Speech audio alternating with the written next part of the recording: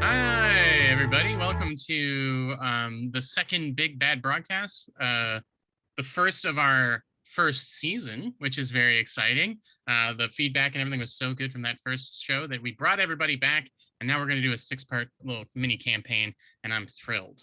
For those of you that are new, I'm Jordan. I'm the GM. I'm also the content lead at Hit Point Press, home of Big Bad Booklet and other fun stuff for your 5e games.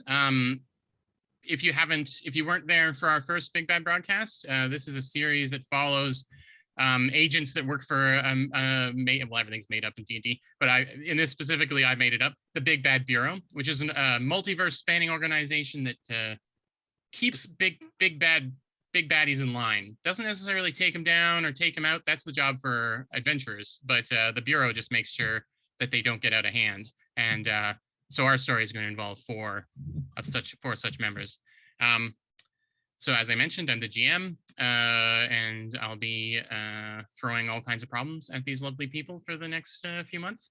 But I'm going to go around and let everyone sort of introduce themselves. I'm going to do clockwise from on my screen. So we're going to start with Char. Go ahead. Hey everybody, I'm Shar. My pronouns are she, they, and on this lovely stream, I will be playing Malasha, who is a monster slaying ranger, and it's my first time playing a ranger. Quite a fun group. Thank you. And next up around is Kat. I'm Kat Kruger. I'm going to be playing Moxie Smolder, who is a fallen Aasimar arcane trickster rogue.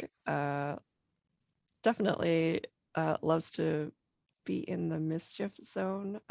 And yeah, I'm really excited to play again. The mischief zone. I like it. I love that. Yeah. Where I want to live my life. Next up is Dave. Hey everybody, my name's Dave. Today I will be playing the Kalashtar wizard Traven, who loves enhancements, a pretty smart book nerd, and yeah, is looking forward to working with the Bureau. Yeah, used haste to investigate a room really fast, and I love that. And made my day. So good. Last but not least, we've got Paladin. Hi there, I'm HT Paladin, otherwise known as Paladin. Today I'll be playing a Paladin. Art imitates life, right? I'm playing Kevius, the Oath of Redemption Paladin, and honestly, he's looking forward to getting back to the Bureau and working out.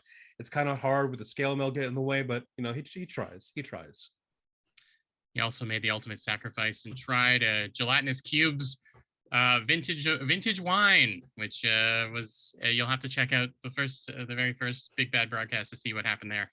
We've been laughing at him quite a bit before the start of this game. You ever prepare purified food and water and then just not use purified food and water? The one moment in all of D&D where you get a chance to use it and then you have it but don't use it. Yeah, I did. I had no idea. I didn't look at your sheet, so that's hilarious. Before we get started, though, we've got a few announcements sent down from the director of the Bureau, I've been told to say. And so let me get through those, and then we'll get into the game. First up, there's 1 week left on the Moon's Daughter Kickstarter campaign. This story takes place in a faraway world of endless ice and snow. It's an amazing little kids book, a tale of love, compassion, and friendship told in 5 chapters for children and adults alike. The book is written and illustrated by Liam and Seb McKinnon. You might recognize Seb's art from his work from Magic the Gathering. With your pledge, you'll be supporting Pure Art Foundation, partnering fair trade principles, artisans, and sustainable development with empowering marginalized communities through art. Back the campaign for your first edition copy before it ends. And there should be links for all this stuff showing up in the chat as well. Next up, Heck. It's the month of Heck. The early access PDF of Heckna is available now for pre-order. And also, if you're already in the Kickstarter, you'll be getting pretty polished up almost final stuff. Get new content each week leading up to the final release, with Chapter 3 and 2 appendices set to be released for week 3.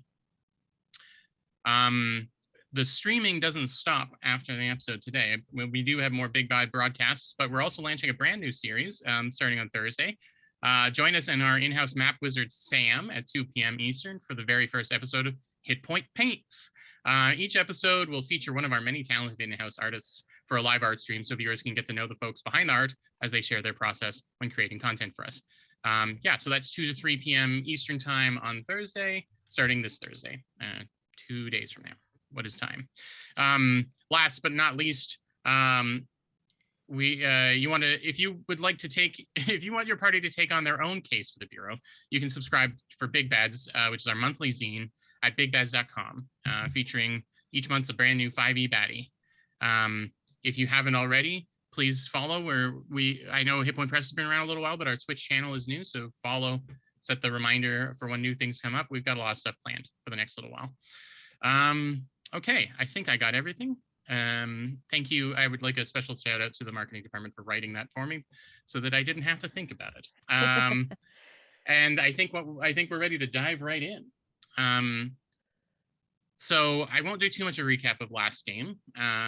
It was a harrowing and exciting and tasty adventure where you had to rescue a bunch of wine competition judges from a surly, sentient, gelatinous cube mobster by the name of King Blurk. Poison was drank on purpose. Wine was stolen from people at a restaurant. Lots of fun things occurred. And that was just another day, another job for agents of the Big Bad Bureau. We'll say that a few days have passed, and I'm going to take this time to kind of explain a little bit more about the structure of the Big Bad Bureau and where you all fit into it, since many of you have decided you've been with the Bureau for either a few months or a few years, but you know, obviously this is a brand new thing to all of us.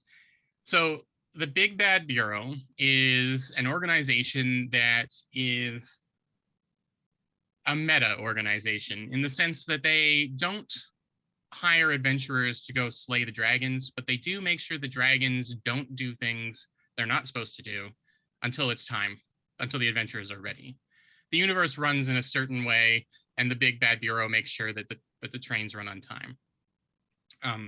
That's why you will find that a lot of the Big Bad Bureau is not heroes, not heroic figures. People more akin to a Suicide Squad will be who work for the Bureau, people who can work fast and dirty, get things done. And that's where all of you come in, with Traven being the newest hire. Maybe we haven't decided officially, but Blurk might have been your first case. So we'll say, well, I think that's interesting, and we'll say that that's the case.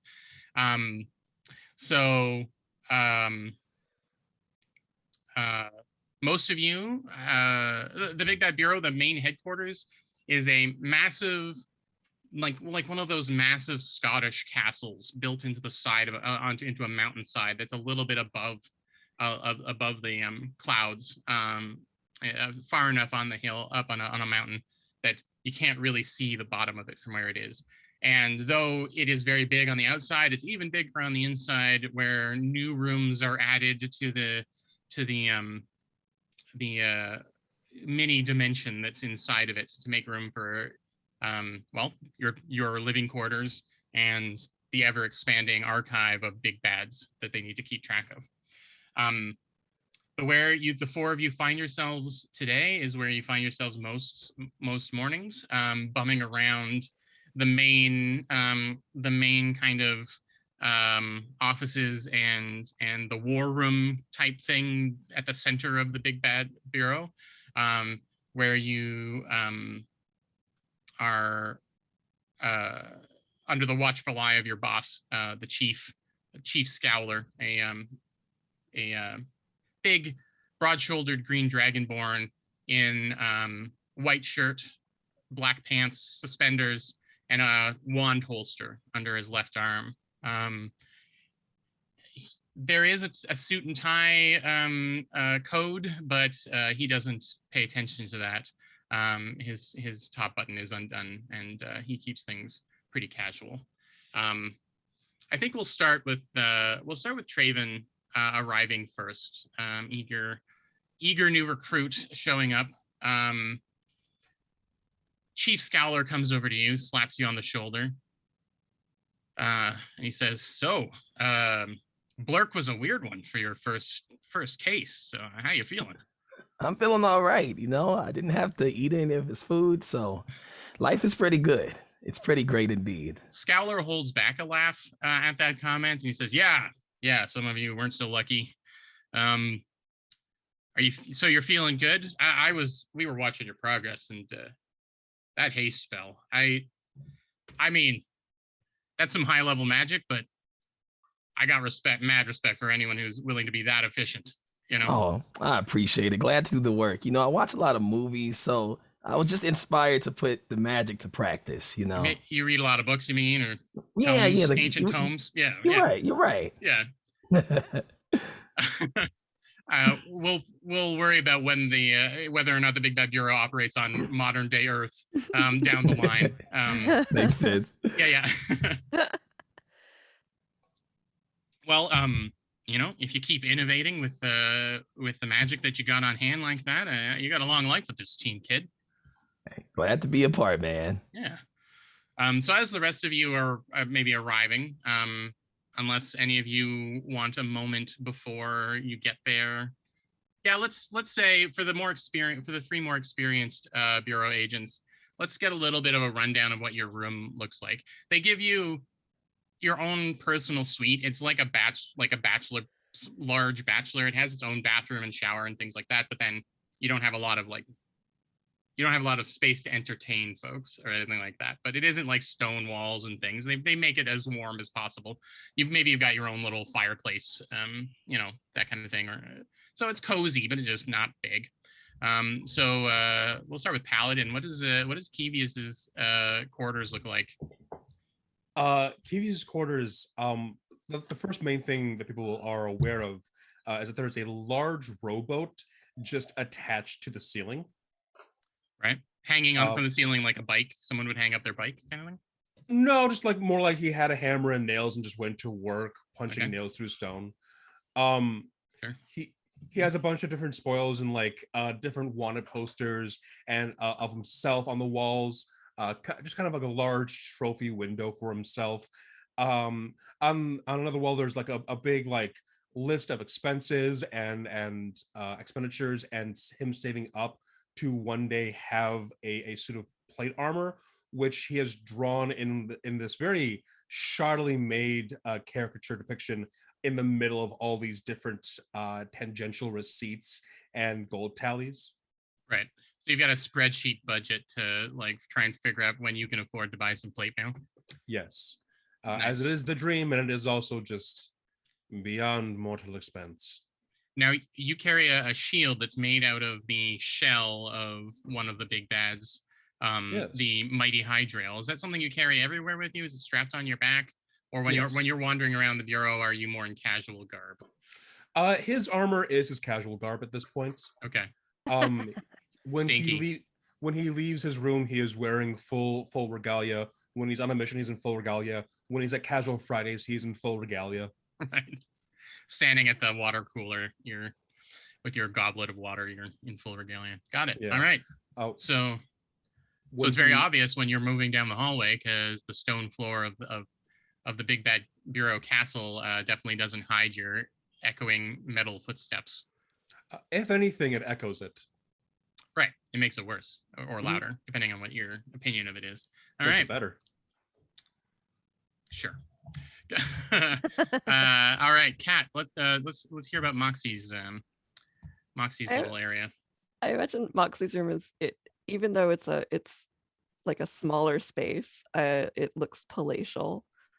She's just sort of decked it out in as cushiony as possible furnishings and lush, her bed has lush canopy on it. She's got a chaise longue that she likes to sit on, and it's just littered with things that she's probably lifted from all of her assignments at some point, just from the towns or wherever she's gone.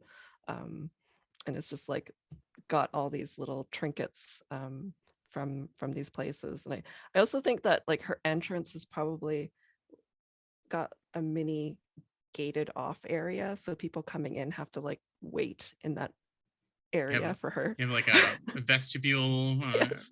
a holding cage for Yes. people.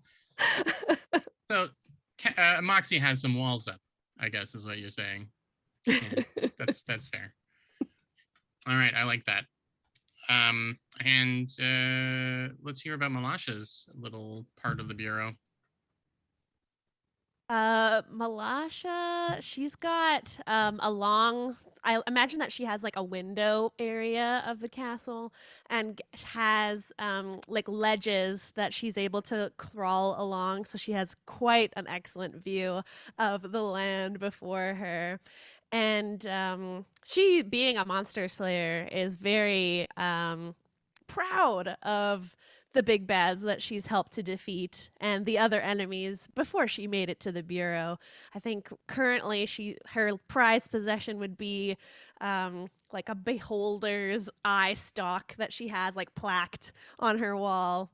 And across the room there's a cork dartboard, and she's in there right now just pulling back this light bow and just letting the arrows fly directly to the center of that board over and over before she gets ready to go to the meeting. Right. Constant target practice.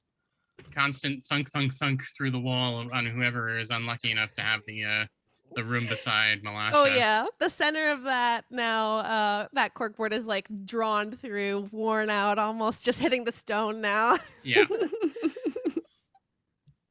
All right. Well, the three of you arrive at about the same time, or you're all coming from your different rooms to see the chief kind of having a jovial conversation with Traven about his first gig. And you're about to join in when a very surly looking hobgoblin woman, who you know as Deputy Chief Bola Fangheart, sort of steps in the way and says, "Where have you been?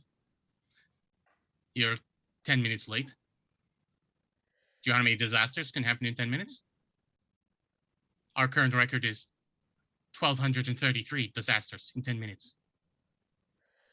I mean, is that my job or your job to deal with the disasters? I just have the big bads to worry about. Your job is to be here 10 minutes ago. Oh, what is time even? To many agents, it means nothing. To you, it means even less, it seems." Her arms cross, and then she moves over to the side. "Go talk to the chief. We're doing our debrief on Blurk." And I'll walk in. Malasha, she stops you. Do you have Bolzen with you? Yeah, I always wear it. Okay.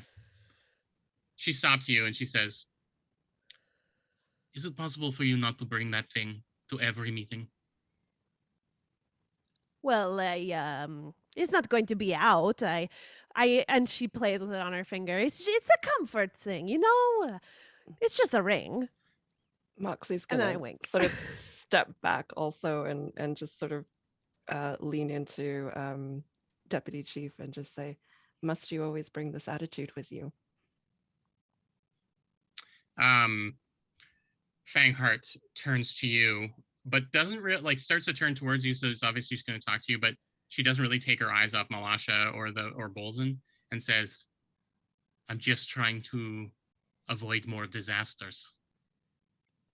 Well, it came in rather handy in our last assignment. It's But coming. perhaps you would know that if you were in the briefing. Come along now. Is Moxie this sassy too? Is this a thing with Fangheart all the time? I guess you're jumping to Malasha's side, which makes sense. So there's if it is an ongoing thing, then Fangheart just lets out a growl and with her little kitty cat hobgoblin face, and then steps back and follows behind you as you go in.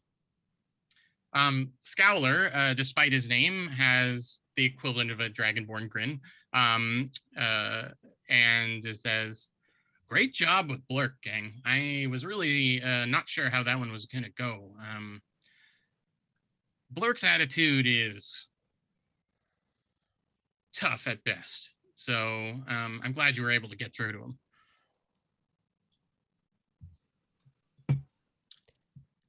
Kevius, on his fourth cup of coffee this morning from the Bureau of Moderate Evils, sure.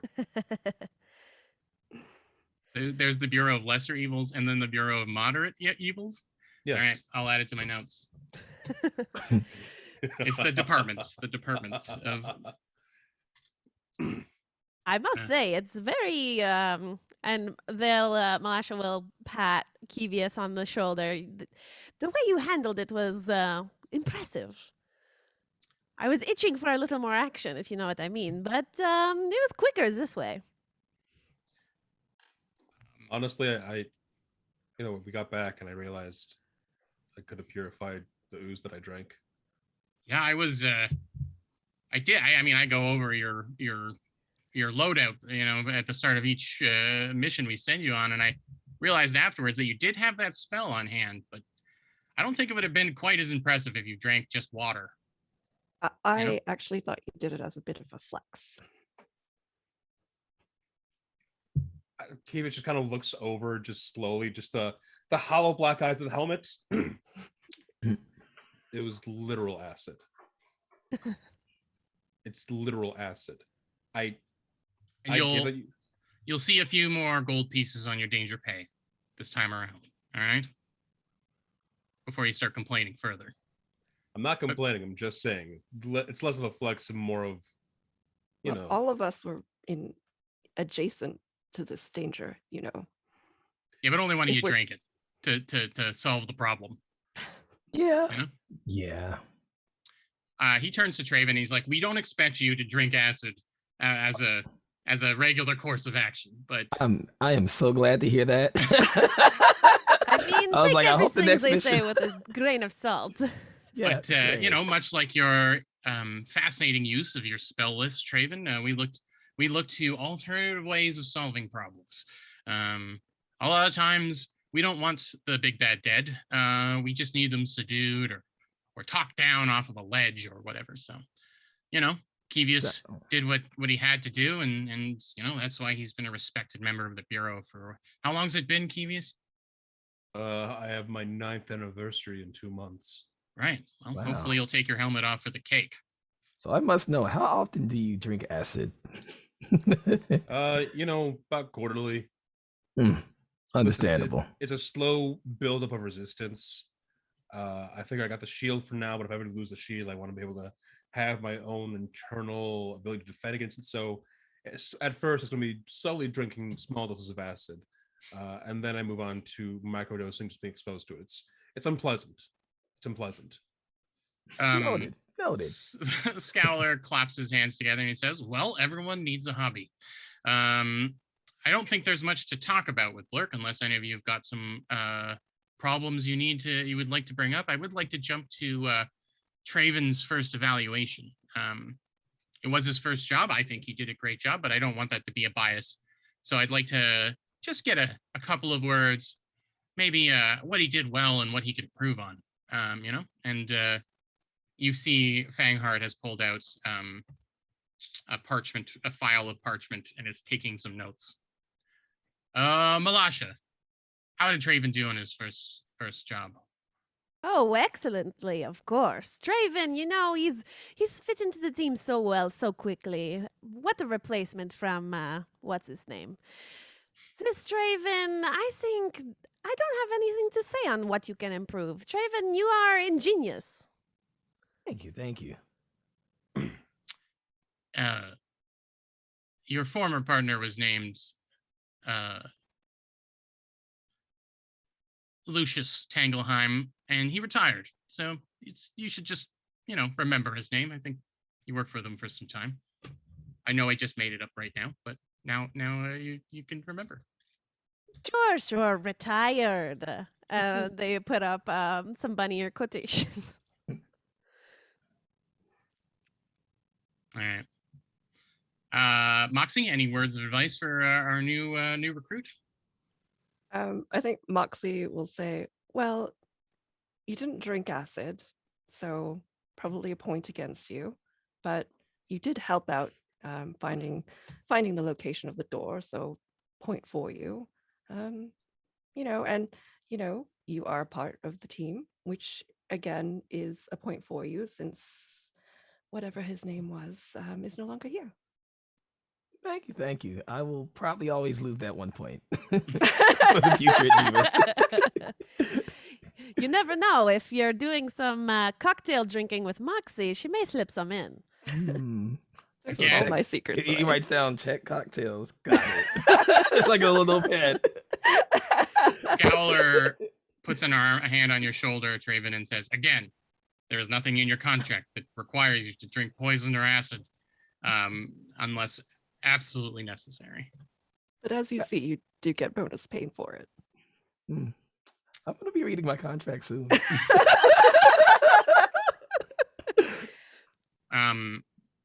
Kevius, any words? Could do more cardio. That's my opinion for everybody here. Fair. He exercises one of the most important muscles, his mind, Kevius. So you'd use a 2nd level spell to search a room? Yeah.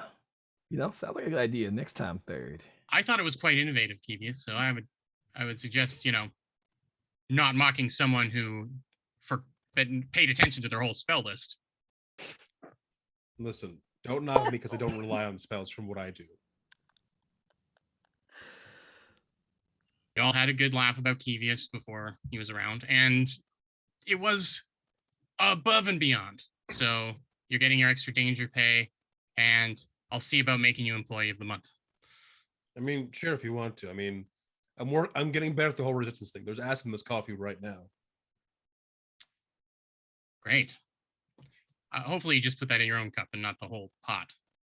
I mean, I'm currently drinking the entire pot, so okay. No, but yes. Fair enough.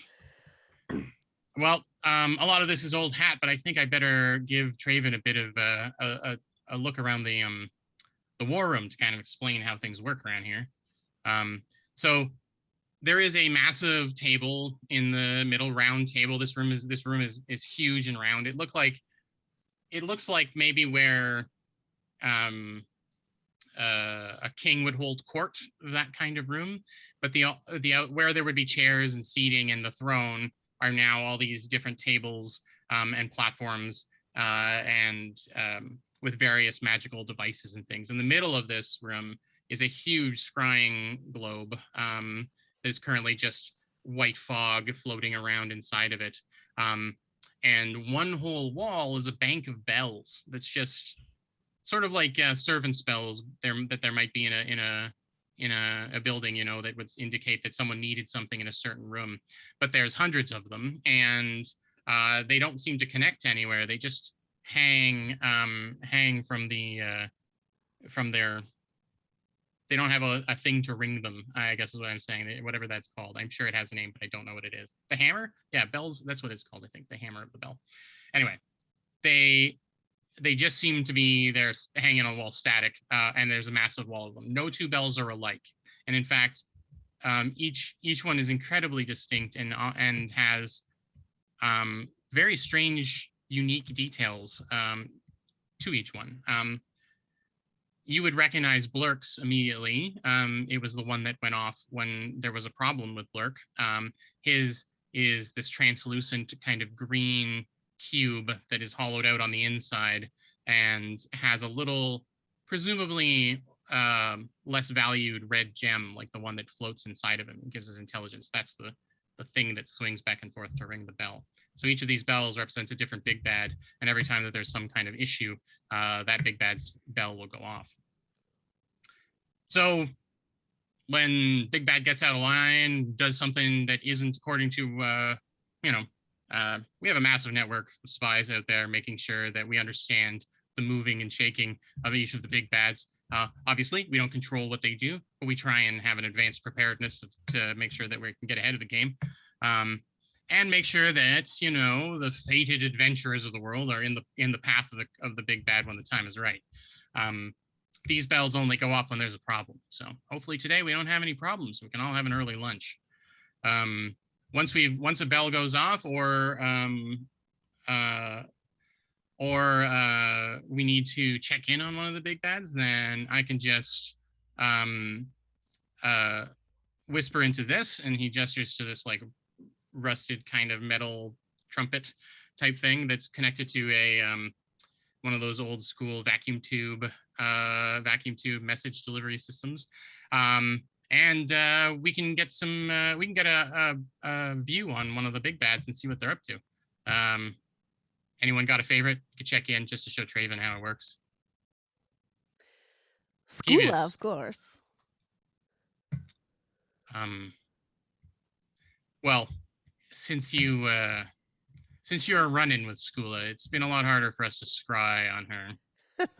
I wonder why. He's been staying particularly hidden. What about old Hydro? Your old nemesis. Yep. And he goes That's and he a whispers. strong word for a punk that I beat down, but sure. He's still kicking. It's still kicking. It's probably in it. So he goes. The chief goes over to the little trumpet and says, "Hydrail," into it, and within seconds, a tube comes down, and inside of it is a flake of the Hydrail's kind of iridescent shell, like what Keevius carries with him, but on a much smaller scale. And he takes the canister and he just puts it into this sort of brass groove. It looks like a cup holder kind of thing, and puts it into beside the scrying sphere.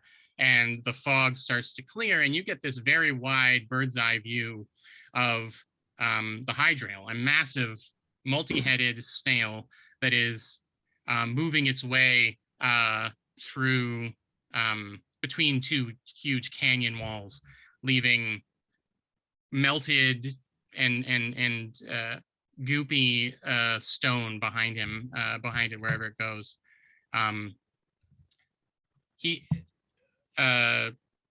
Sorry, forgetting names here. Scowler looks over to Fangheart, and she sighs, flips to another note in her folder, and says, "Currently heading through Canyon Ridge. Supposed to come in contact with a magic university in Faerun in the next 10 days. Adventurers will be intercepting. They don't know that they have a job yet, but some adventurers in one of the small border towns is going to be dispatched to redirect which direction a Hydral's going in. Hopefully they don't get stuck inside the shell like the last group did." She closes up the notes. So you see, we could keep an eye on all of them. We got a little piece of each big bad, and that's how we kind of keep an eye on things. You don't have to worry about the bells and whistles, Traven. We got that handled around here. You just need to make sure that you're ready, when one of these bells rings. Good deal to me. Ding. I know the sound of the bells, Moxie. You can't trick me. Each one's got a unique sound. Are you bored? Could you please stop? Because if you do it and I don't hear a real bell, then we've got a situation on our hands. You understand? Sounds like there's a flaw in the bell system. Worked Yes, fine we're for you. just It's worked fine for Testing the years. security here. Well, you want us all to be a little jumpy? Oh, I'm never jumpy. Just help get Traven settled in, show him around, and hopefully you'll have something to punch soon. You do realize we really don't want bad things to happen around here. To each their own. But I mean, it is important that you know that that's our mission statement. Do I have to make you recite, the mission statement again? Please don't make us recite the mission don't. statement. No. Okay. Because I'll do it. I know. Painful flashbacks. Of you sitting at those desks with chairs with a desk built into it in like a cramped training room. Yeah. Child-sized desk. Yeah, exactly. Cut to Keevius in a chain shirt, just stuck in a box. Not again. Scholar goes back to starts to go and check in on the handful of agents that are either writing reports or scrying on their own sort of smaller scry things to track down different things. This place is hustling, bustling all the time. A couple of dozen agents at any given time. lower on the ranks than you. Obviously, you're field agents, and so you get to do all the fun stuff. But the Bureau is a very busy place with seemingly every time you come in here, there's new faces that you have not seen before, and it is as diverse as the multiverse because big bads come from all over, and the people who know them best from their worlds are often brought in to work and monitor their particular big bads. I feel like Moxie, as she's passing by one of these desks, would probably look for a moment at what this agent's work is and just Right. sort of under her breath go, ooh, oh. Give me a perception Just walk check. away. Give me a perception check, see what kind of info you get.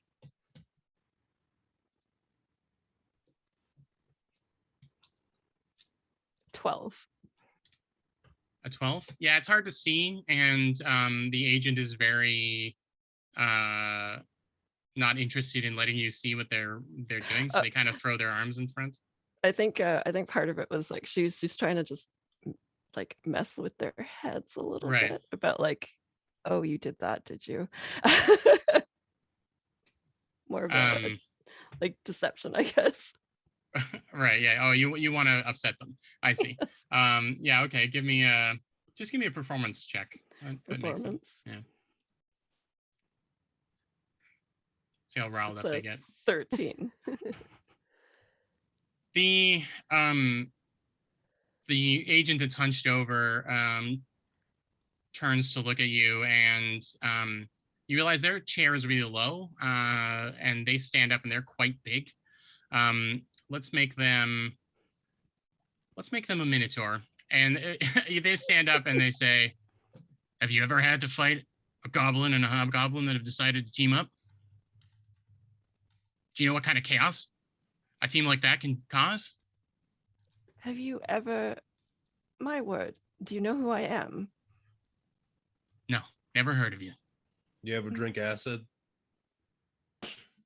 Yes, have you? Minotaur looks over at you, Kevius, and says, "No, but I heard you did." Right back then and right now. What's up, brother? Look, just don't be commenting on other people's jobs. Yeah, maybe they're not as big scale as yours. Could have given you some insight, but well, carry on. You obviously know what you're doing. He Giving snorts. advice when it's not asked is not nice. Wise words from the metal man. Reach on, brother. The Minotaur kind of snorts and goes back, and its chair creaks underneath him as he sits back down, and he's just like hunched over, finishing up his notes. Here, perhaps you may need some for next time. And No. Malasha places like a small vial of like bright green liquid on his desk. Who even gave you that? Without looking up from the paperwork, the Minotaur just pushes the vial away. Thanks, but no thanks. Is it falling? Can I try and catch it? Oh no, he doesn't knock it off. He just pushes it sort of down the desk. I'm gonna pick up the vial of acid. Yeah, you can put it in Kevius's lunch bag. And he goes back to. He doesn't even pay attention to y'all at all. All right. Yeah. Anyone want to annoy anyone else before we carry on? No, be nice. Traven, how are you feeling about all of this situation? Is Traven overwhelmed? Is he excited by this? Let's see, Trey was just sitting there like, this is very interesting. I wanted to see the guy drink the acid, but hey, guess we got it back. That could be later uses for it. We can't all be Kevius, you know? Mm-hmm. It's at this time that a bell goes off, not a fake noise that Malasha or Moxie makes, but an actual bell. It is a large bell, 4 times bigger than any of the other bells hanging on the wall. It is made out of a dirty ivory, and the hammer on it is an equally big-looking molar that is tied on like a leather strap. And as though someone hit it or an invisible string was pulled, it is now ringing with this kind of sonorous yet hollow sound. You're up, gross. Traven. How gross does this bell look? It sounds pretty gross. It's not like it's like old bones. Like it has the characteristics of old bones.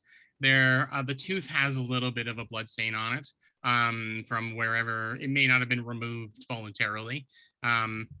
It's more ominous because of how big it is. Like it dwarfs the size of any other bell. There are some bigger and smaller bells, but this is one of the biggest that's up there. I would say that Kevius, being the experienced one, would know whose bell this is. As soon as the bell goes off, a cylinder comes down the pneumatic tube with a thunk, and inside is another tooth, a chipped tooth that sort of hits with a thunk inside the container. And Kevius, you know that this is the bell of one Jarl Tussentenner. The Jarl, who you may have encountered before and had to corral, is a hill giant who was cursed, or in his mind, perhaps blessed, with the werewolf's curse.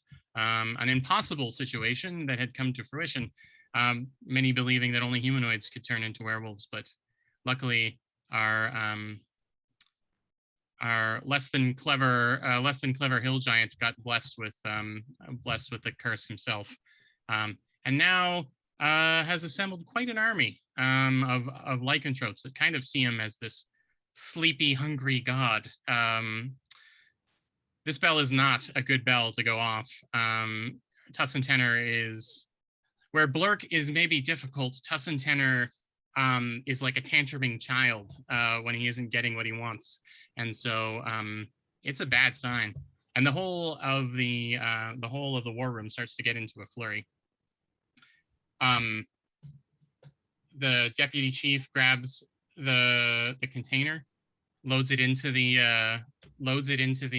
scrying ball at the orb at the center of the room, and the fog starts to clear, and you see this lumbering hill giant.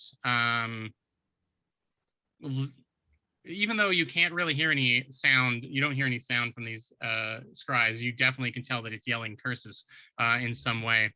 A horde of werewolves in wolf form are running by its side, and you witness Tussentenner, who is wearing the sort of garb of a mountain king, transform before your eyes into this half wolf, half giant hybrid. That is, he's a chunky boy, and so he goes between like dragging himself on all fours and then running full tilt, a massive club in his right hand. So the look on Chief Scowler's face, if Dragonborns could go pale, he would. And he says, "This isn't good. Tussentenner's basically been hibernating for months. We weren't expecting anything like this. What's he doing?" And you can see in the scrying sphere that there's a small village, and I mean small, maybe like a dozen buildings, that is a mile out, perhaps, from where he's charging. And there isn't a lot of words exchanged. A portal just starts to open, much like the one that took you to the small town of in your Blurk mission, and the last thing you hear before you're ushered through is Fangheart saying, "Good thing you were almost here on time." As I go through the portal, I'm going to throw my coffee at her. That's great. Okay. The coffee, you throw it at her. The coffee, she pulls up a hand. The coffee stops midair, and then you just see it shake until it shatters. And she says, "Get to work." I flip the bird and go through the portal. This is why he never takes off the armor. Always be prepared, Traven. Let's go. I'll look at Fanghart and say, hey, yeah, I want to learn how to do that when I get back. And just kind of walks on in. Smash coffee mug, level 3 transmutation spell. Writes it down like, yes, that's going to be useful. All right. The portal opens up in the town, a village that Tussentenner is heading towards. And in your ears, using a sending kind of message, you hear from the chief saying, "Subdue and bring him back to his house. Stop him before he gets to the town if you can. Try and find out why he's upset." Yeah, like I said, this is more of like a downtime season for him, so he had plenty of food. Something's pissed him off. Just don't kill him. Get him knocked out and get him ready for transport back to his base. Remember, Yeah, okay. he's like a baby No. with a lot of power. It's a powerful baby. I know, Chief. He's the babe with the power.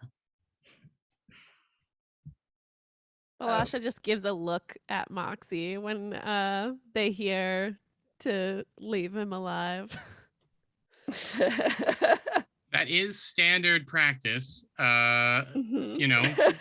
So it's more than a docking of the pay if something ends up dead when it's not supposed to. So your job stability does come into question if you're, if that happens. That's me. That's Scholar speaking. That Jordan. I mean, if you want to kill this hill giant, I'm not going to stop you. All right. The little town that you're in is underdeveloped's not even the right word. It's literally the beginning of a mining town. You know, there's a handful of low buildings that no defenses to speak of. Likely lawless because it's too small to have any kind of organization like that. The whole thing is basically is built around an entrance to a mine in the hills, not too far away. You can count maybe a dozen people who live here, but that's a dozen people that are about to get trampled by a very hairy hill giant. Moxie's just gonna shout, "All right, which one of you upset the gigantic werewolf?" There is a handful of people looking out of windows and doorways, and they all sort of just slink back in and close them until there's just one long-bearded prospector-looking gentleman who's in the middle, and he makes eye contact with you, Moxie, and then just like starts to bolt. She's going to she's going to cast she's going to say, "Just one moment, you," and she's going to cast Friends. Okay. Does that have any role or anything involved? I don't think so. It just makes them a little more friendly to you. If okay. If they're not hostile. They continue to run, but now you have an opportunity to make a persuasion check to have them stop or what have you. So you do that with advantage. All right. She's going to do make a persuasion check to get him to stop. Sure. What do you say to him? "You there, if you don't stop, you're going to get hurt by the werewolf or someone else." That is sliding into intimidation It territory. is, yeah. I don't think anyone would disagree there. So do you want to make an intimidation check instead? Sure. Okay. 19. You said with advantage, right? Yeah. Ooh, 23. Nice. And you can, this isn't an ad for D&D Beyond, but we are using it. So if you right click on a roll, you can choose to have it roll with advantage and it will automatically do it for you. So did not know that. Not that we need to shave seconds off of the stream or anything. It's just, it's a handy thing that's added to the mix. Yeah. the chief would be proud about the time saved. So the old man stops mid-track, looks around, and throws his arms up into the air. He's exactly how you would picture this person to look. He has overalls on, knobby, strong-looking Popeye kind of forearms, but like everything else is really skinny and knobbly. He puts his hands up in the air, and he's like, "If I knew it belonged to the giant, I wouldn't have taken it." Wouldn't have taken what? The tooth. The tooth? Did you explain? He like rummages in this rucksack that he has as you're approaching, and he pulls out this massive tooth. Like it has to belong to a giant. And it is rough looking, like the bell, the bone on the bell, but it also seems like it has been handled a lot.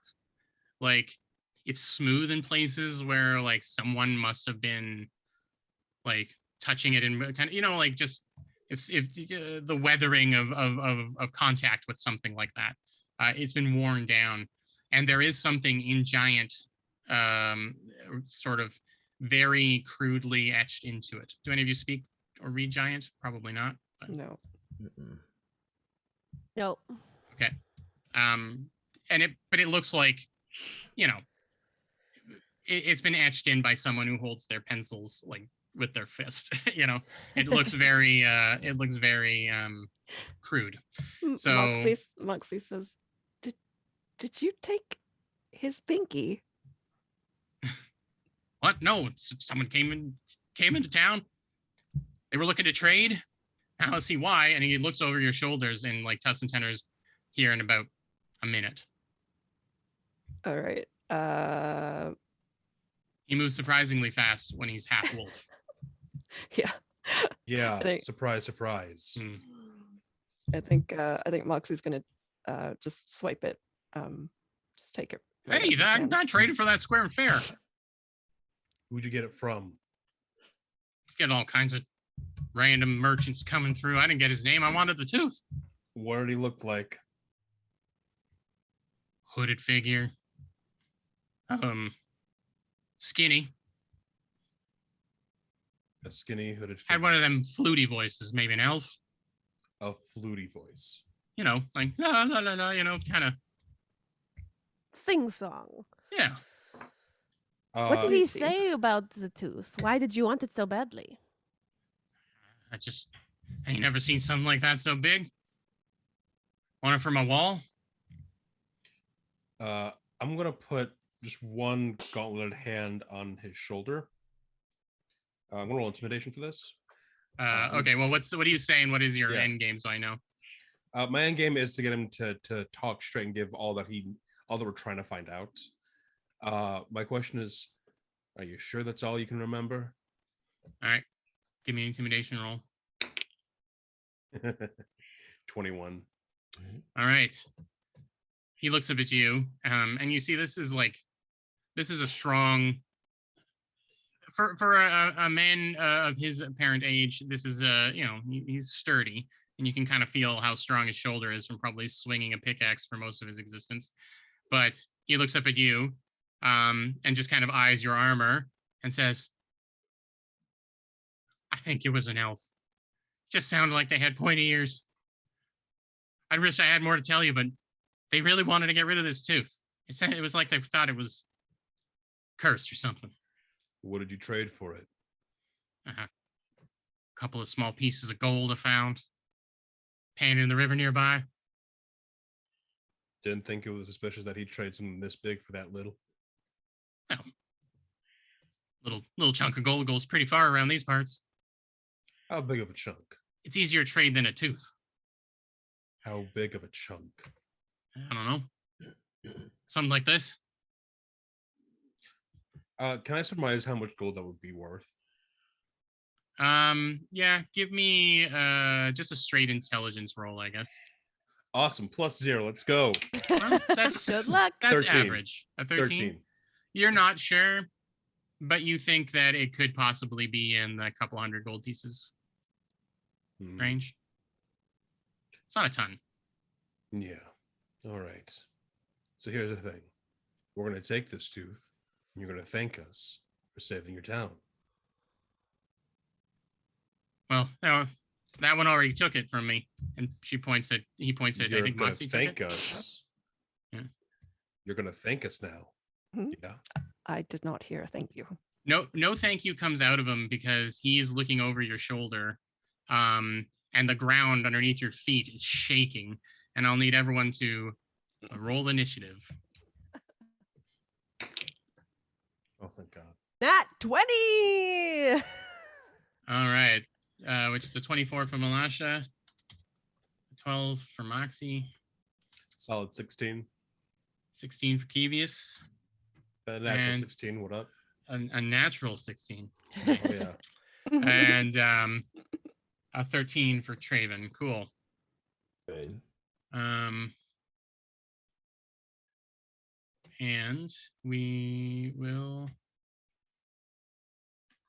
go. All right. You all turn to look past where he's looking, and you see skidding like to a stop the small for a hill giant but still towering frame of the Jarl Tussentenner, the thousand-toothed one, in full half wolf, half giant form.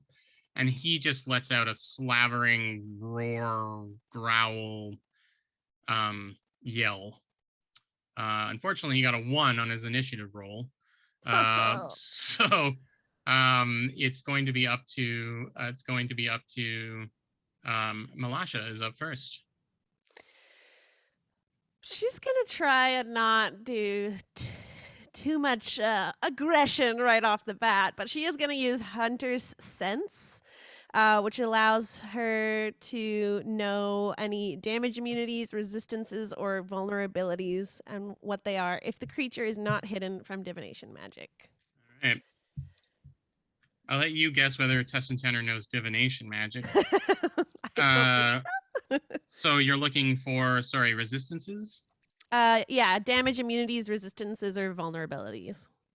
You just get to know all of that stuff Yeah. without a roll, insight Yeah. roll, or anything? Okay, No. great. Yeah. I guess it wouldn't be very surprising, but he is a lycanthrope, a large one, but still lycanthropic. And regular weapons don't do a lot of damage to them unless they're silvered or magical. But I think all of you you're prepared for this. You're skilled agents of the Bureau. And so your magic weapons anyway should do full damage to them. Anything else will do only half, any non-magic weapons. To bludgeoning, piercing, and slashing damage. All right. Still can set them on fire or whatever it is else that you want to do. Yeah. It's a good thing we came prepared, everybody. And yeah, they'll relay that information. And as a bonus action, I'm going to use my Slayer's Prey ability so that if it does come to blows, or in my case, arrows, I'll have some extra damage ready there. And that's it for my turn. Okay. He's not right up near you, so is there any movement that you'd like to do? The buildings are like low enough that you could jump up onto one if you want to do something like that. Other than Ooh, that, sure. there's like a couple of water barrels that can be used for cover, but this town is like 4 buildings spread out. Think the smallest little western town that you can imagine. Yeah. In that case, I'll use my feline agility ability as a tabaxi and like scamper up the nearest building so that I can have like a high view of the battlefield. That just means Up you got on a the climb roof. speed, yeah? Yeah. Okay, cool. You dash off towards a building and get up onto the top. You could feel the makeshift kind of tin roof like shift underneath you. This isn't really meant for standing on, but you're nimble enough that for now you keep a steady footing. Okay, next in turn order is Kevius. Kevius is gonna look over to Moxie. Can I see that tooth? He hands it over like very quickly. All right. I'm gonna use Channel Divinity as a bonus action to get for Emissary of Peace to give myself a +5 bonus on persuasion checks for the next 10 minutes. And just start walking towards this large fella, yelling, "Hey, buddy, remember me?" Tussentenner is like, and all around him, a bunch of werewolves have like spread out into the surrounding buildings, and they're tearing things apart, like obviously trying to look for something. Are you looking for this, buddy? Remember me? We had a good time last time. It was all nice and friendly. Come on, I know you remember me. So this is a persuasion check, I guess.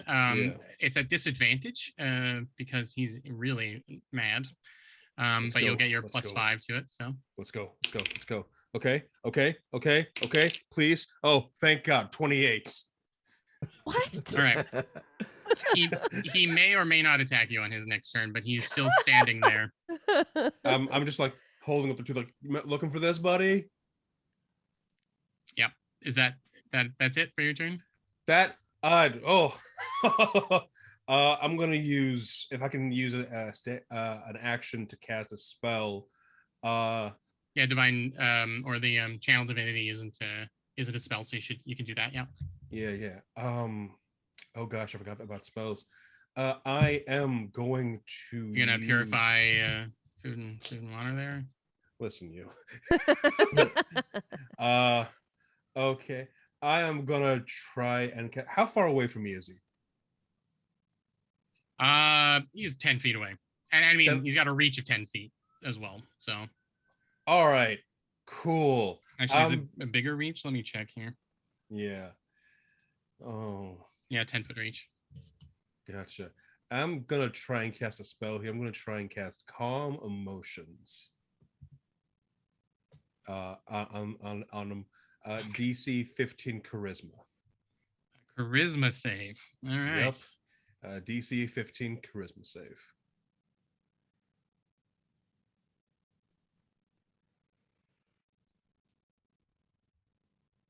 All right. Be really cool if you rolled one of those natural 4s or something.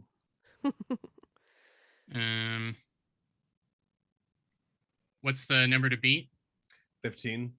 He beats it. Son of a. He has no awareness of what's happening to him, obviously. But you almost feel like the spell has the opposite effect, as he is now foaming at the mouth.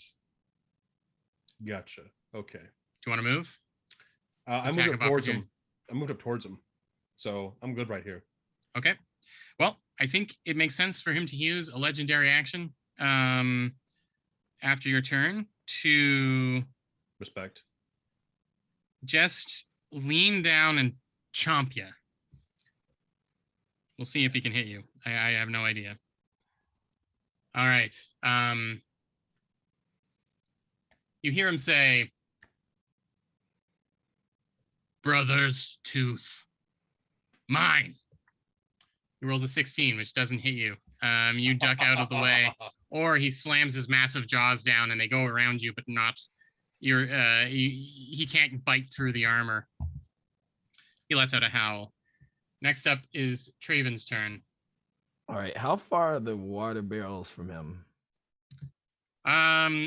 They're within your movement. They're like 20 feet away, something like that. There's sort of a statue, barely a statue, just the structure with a bit of a dried up fountain kind of thing in the middle of town, one piece of decoration, and it's really just got a bunch of water barrels that are stuck in it, so you can get there. There is a chance for an attack of opportunity as you move, because I did say that you're in swiping range. So Ooh, all right, I would like to try to dash towards the water barrels. sure, you could use your action to disengage, which would ignore it wouldn't give them an attack of opportunity, and then you use your movement to go. So that's easy peasy. Okay. You see the situation at hand and just bolt for the nearest cover. That makes absolute sense. You just dive in behind these barrels. I'll say they give you like half cover, so you can count your armor class as 2 higher, whatever that might be. Yeah, so that's your action and your movement. Do you have a bonus action you'd like to use, Dave? Can I use Dragon's Breath as a bonus one? I believe you can.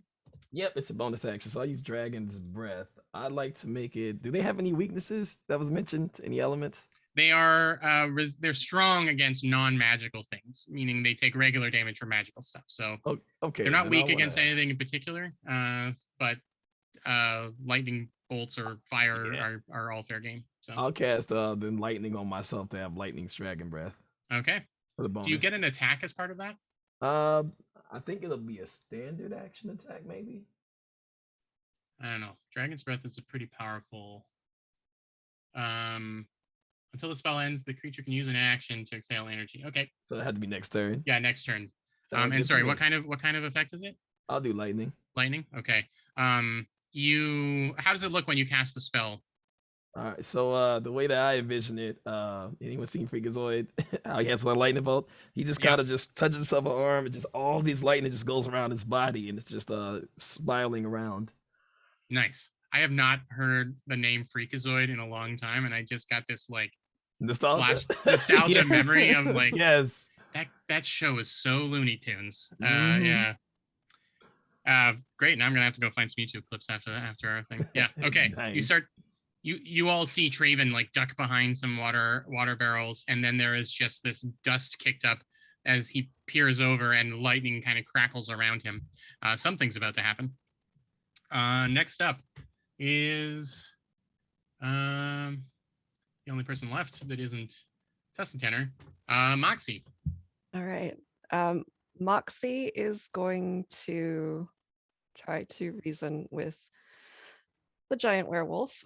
She's going to say, now, calm down. We're here on a sting operation, and we have retrieved your brother's tooth. Okay, make a disadvantaged persuasion check, please.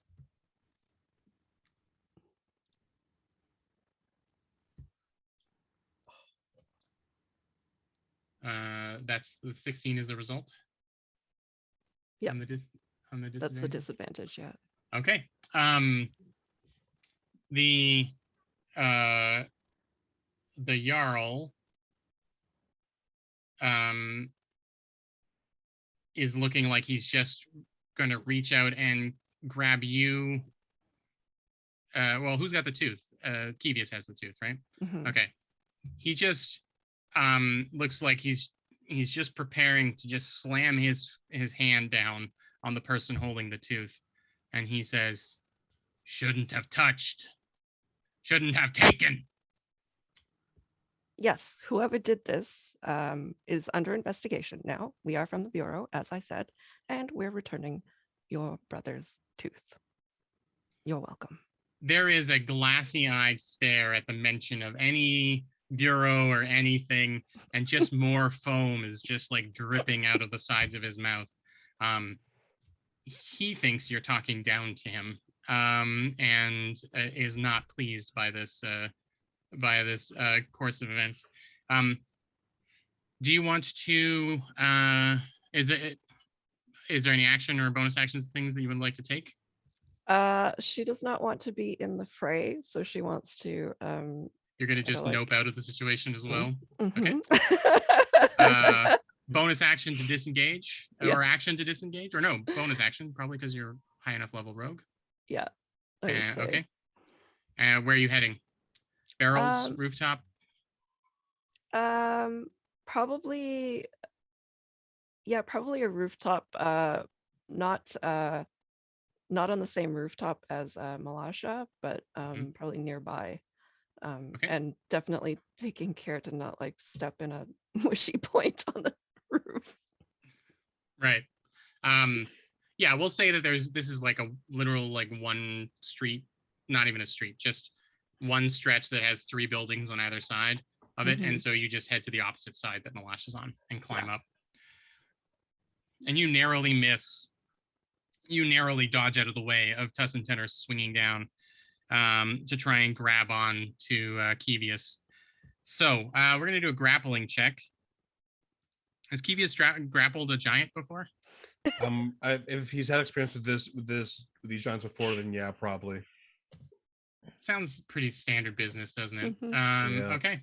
So I'm going to make an athletics check on his behalf. You can do an athletics or acrobatics. Kind of that athletics. Yeah. 18. His hand slams down, and you just sidestep it as it leaves a massive paw print in the dirt beside you. And there is a frothing roar as it is now his turn. That was a legendary action that he was taking. Okay, he can take 1 bite and 1 claws, or 2 great club attacks if in giant form. Hit me. I dare you. Gladly. All right. He swings the. He tosses the great club back and forth in his hands a little to showboat, and he says, "You're dead, tin can," and starts to swing the great club down towards you. He's gonna attack, obviously. Let's see if it's a hit. A 20. That's a miss. No. Mm. I got 22, baby. I know what you got over there. All right. And the other one is a miss. This massive great club that has a giant's jawbone hanging off the front of it, missing a single tooth. That is, it slams down on either side of you. The Jarl is not pleased, and whistles as if to summon maybe some of his pals. But that's his turn for now. Back up to Malasha. You shouldn't have done that, friend. And she's gonna draw Bolzen, pulling as if through thin air. A bow appears in her hands, made of purple glowing light. And she's gonna bonus action cast Hunter's Mark before she lets 5 of these light arrows fly. All right.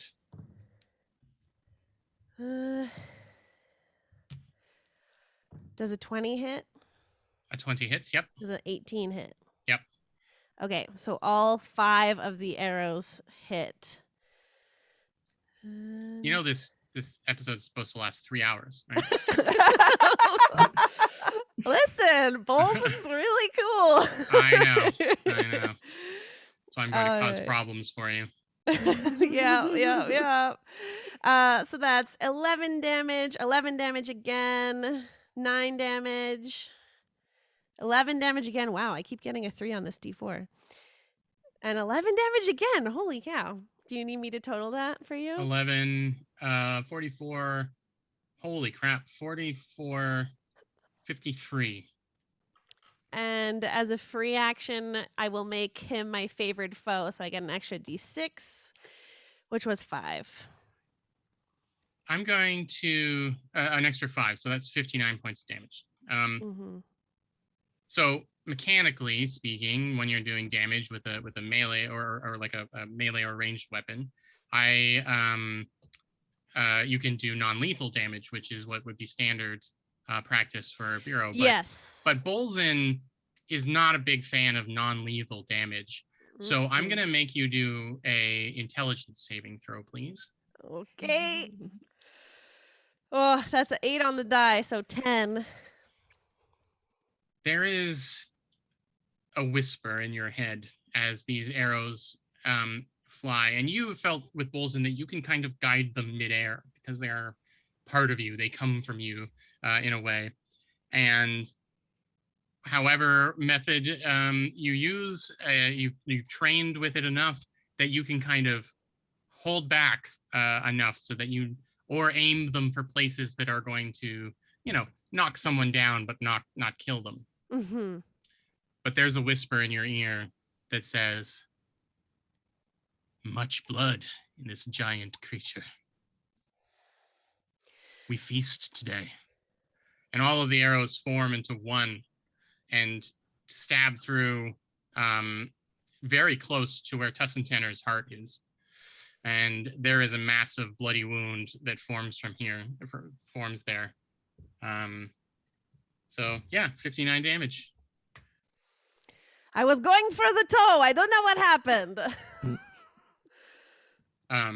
But you very well do know what happened secretly in your brain. I don't say anything. Just an oops from Malasha. Okay. Well, I don't think that our boy Tussie likes that, so I'm gonna have him use a legendary action to chuck something at you. Okay. Yeah. So, well, he can't. I would chuck Kevius, but About to say, like, oh no, I'm nearby. yeah. No, but I think he's got a long enough reach. He grabs one of the barrels, a nearby barrel, and hucks it at you. All right, let's see if I can hit something with this fella.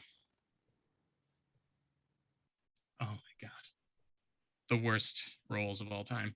Does a 10 hit you? No. Okay, a massive barrel is chucked at you and crashes into this roof. Actually, make a dexterity save. I did say the roof was destabilizing. It wasn't stable, so Yes. let's see what happens.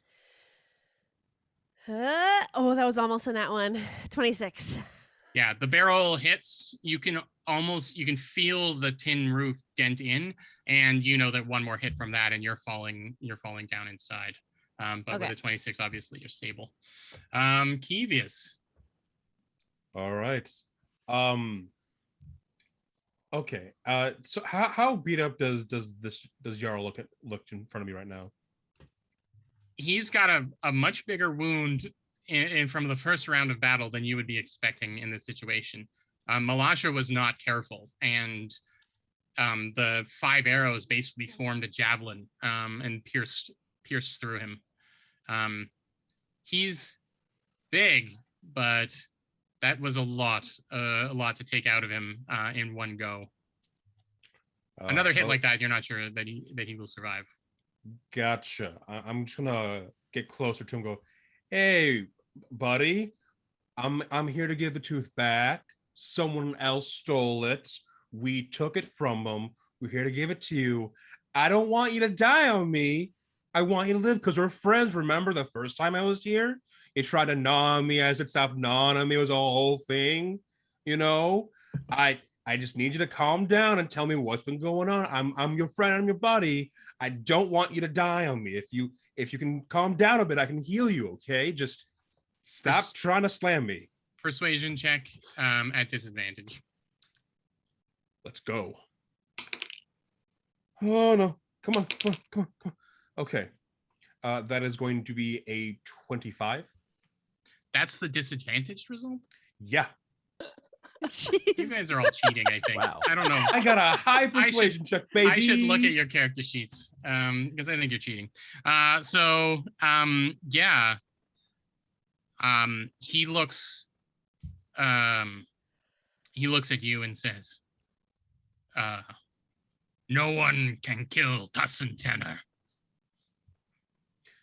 Buddy, last time we fought, I kind of listen, you're tough. But come on, man. I don't want you to go down like this. This isn't fair. His hand comes out and says, tooth. I hold up the tooth to him. You gonna calm down?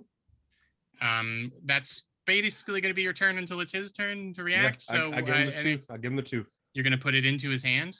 Yep. Sure. Okay. You put it into his outstretched hand, or well, technically he does things on his turn, so you're holding it up to him, making it easy for him to take. We'll say that. Any actions or anything other than that? If he's willing, I'm gonna try and use. I'm gonna try and use lay on hands on him. Are you comfortable with a house ruling of a attack roll of some kind? Yeah, I'm fine with that. Yeah. Okay, so give me a an unarmed strike to see if you can get to him. I know you've got probably a good unarmed strike, but we'll see. Yeah. Yes, I do. That's gonna be a 22. Okay. Are you rolling D30s or something? I'm rolling this exact D20. Okay. Well, it's small from where I'm standing, so I can't really tell what numbers are on it. All right. You pull your gauntlet off and reach and grab onto like his ankle or lower shin kind of thing. And you're gonna heal him. Okay. How much I'm gonna heal him for 20. 20. Okay. There is something like a like a tickle, like he's laughing because he's being tickled from this. And as he looks down at you, and you've never seen someone laughing with such an angry look on their face. It's like the laughing without smiling. It's terrifying. Okay. It truly is. But some of the wound on his chest starts to like patch up, and you can see not fur, but the skin of like his giant form underneath the fur not growing back in quite yet. All right, Traven.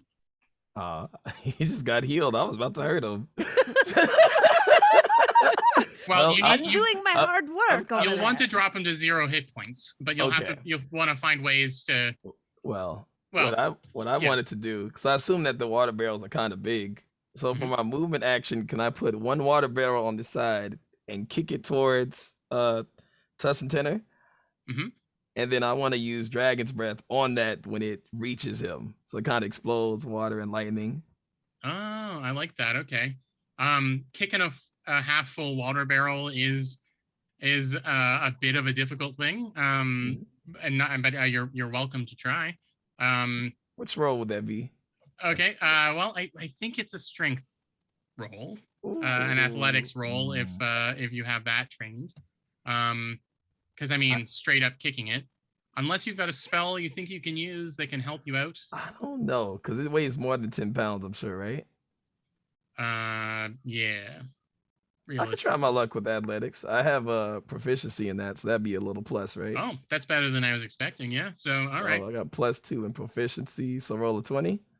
Let's say it's a combination of kicking and maybe you tip it over and like roll it towards him to give you a fighting chance at this. So, yeah. Go ahead and roll. You can just click on athletics and it'll give us the results there. There we go. Okay, let me click on athletics. Oops. There we go. We are at... Oh.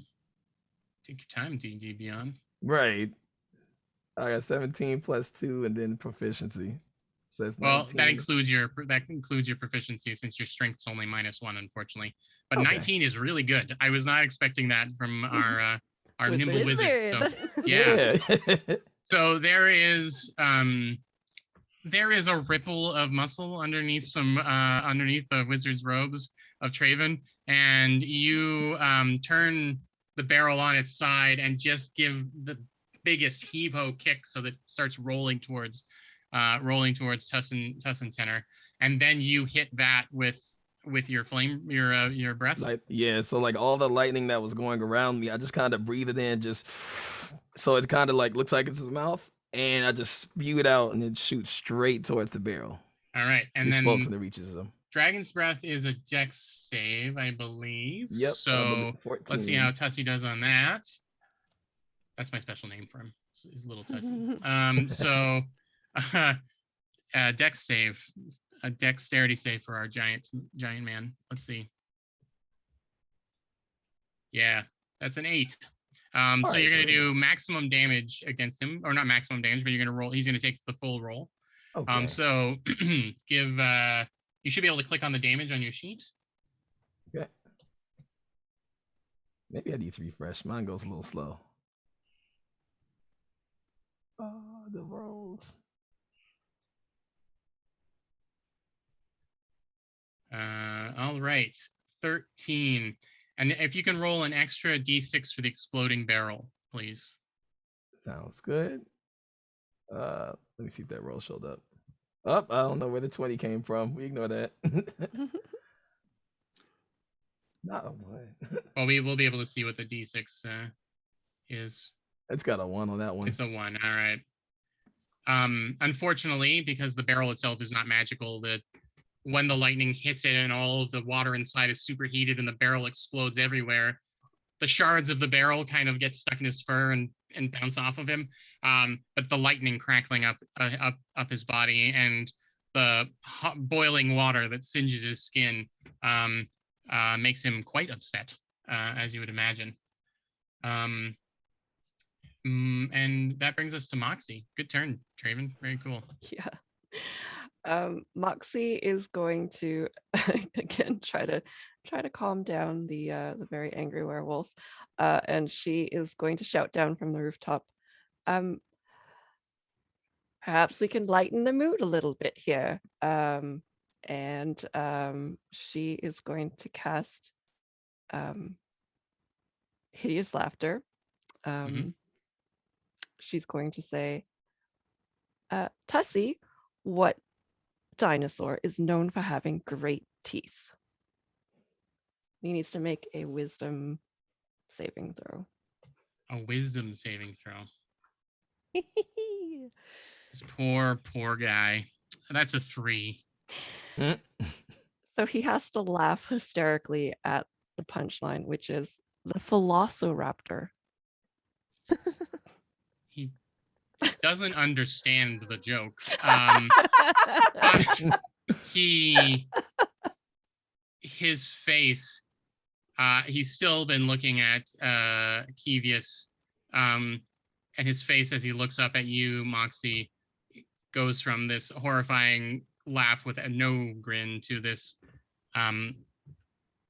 his mouth, looking as though it has never smiled in its life, creaks open into a grin, and you see his teeth like fence posts in his mouth, and he just starts going,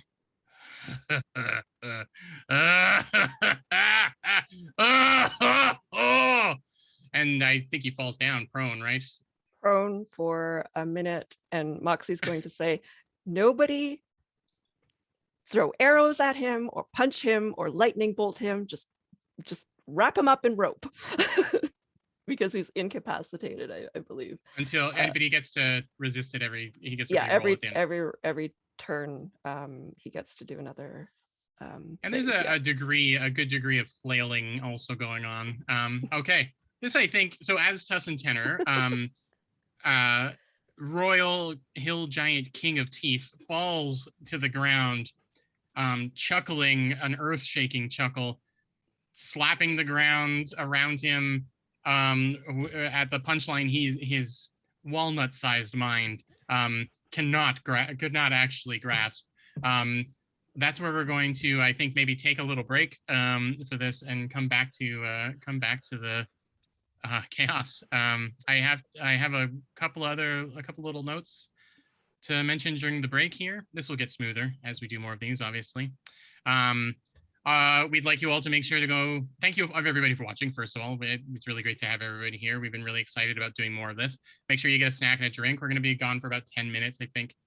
So hydrate, dehydrate if you need to do that. But whatever self-care you need to do, make sure you do that. Make sure to check out Heckna, the early access, as we mentioned before. It's the month of Heck, and the design team is like burning the midnight oil to make this book look really cool and assemble all the art. So please, if you get a chance, if you haven't backed the Kickstarter, grab it, the PDF in early access. And of course, take a look at all the big bad booklets. A bunch of them are available, I believe, to purchase. Some of the older ones, including Tussentenner. Don't quote me on it, I guess, but Tussentenner is one of our earliest, and I think at the very least this PDF is available.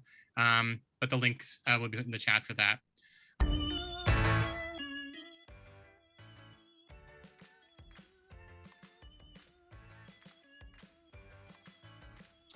Hey, everybody, we're back. Thanks for sticking around through the break. Hope you saw some cool things from Hit Point Press that interested you. We're picking up in the middle of a fight. We're just at the end of round 2, where Malasha, our ranger, almost one-shot a giant accidentally. That by the name of Jarl Tussentenner, who they've really been tasked by the Bureau to calm down and subdue and return back home, because he was not scheduled to go on a rampage today, and yet he did. So the last thing that happened was Moxie Smolder cast what's it called? Hideous Laughter. Hideous Laughter on our slow friend, and he bombed the roll in spectacular fashion and is now rolling around on his back, laughing at the top of his lungs. I assume that everything on his turn is that, except for the saving throw, yeah? Yeah. Okay. Yeah, So it it is says, another he's- wisdom save. Wisdom saving throw. Yeah, and he's unable to stand up for the duration. I should really read his character sheet. All right.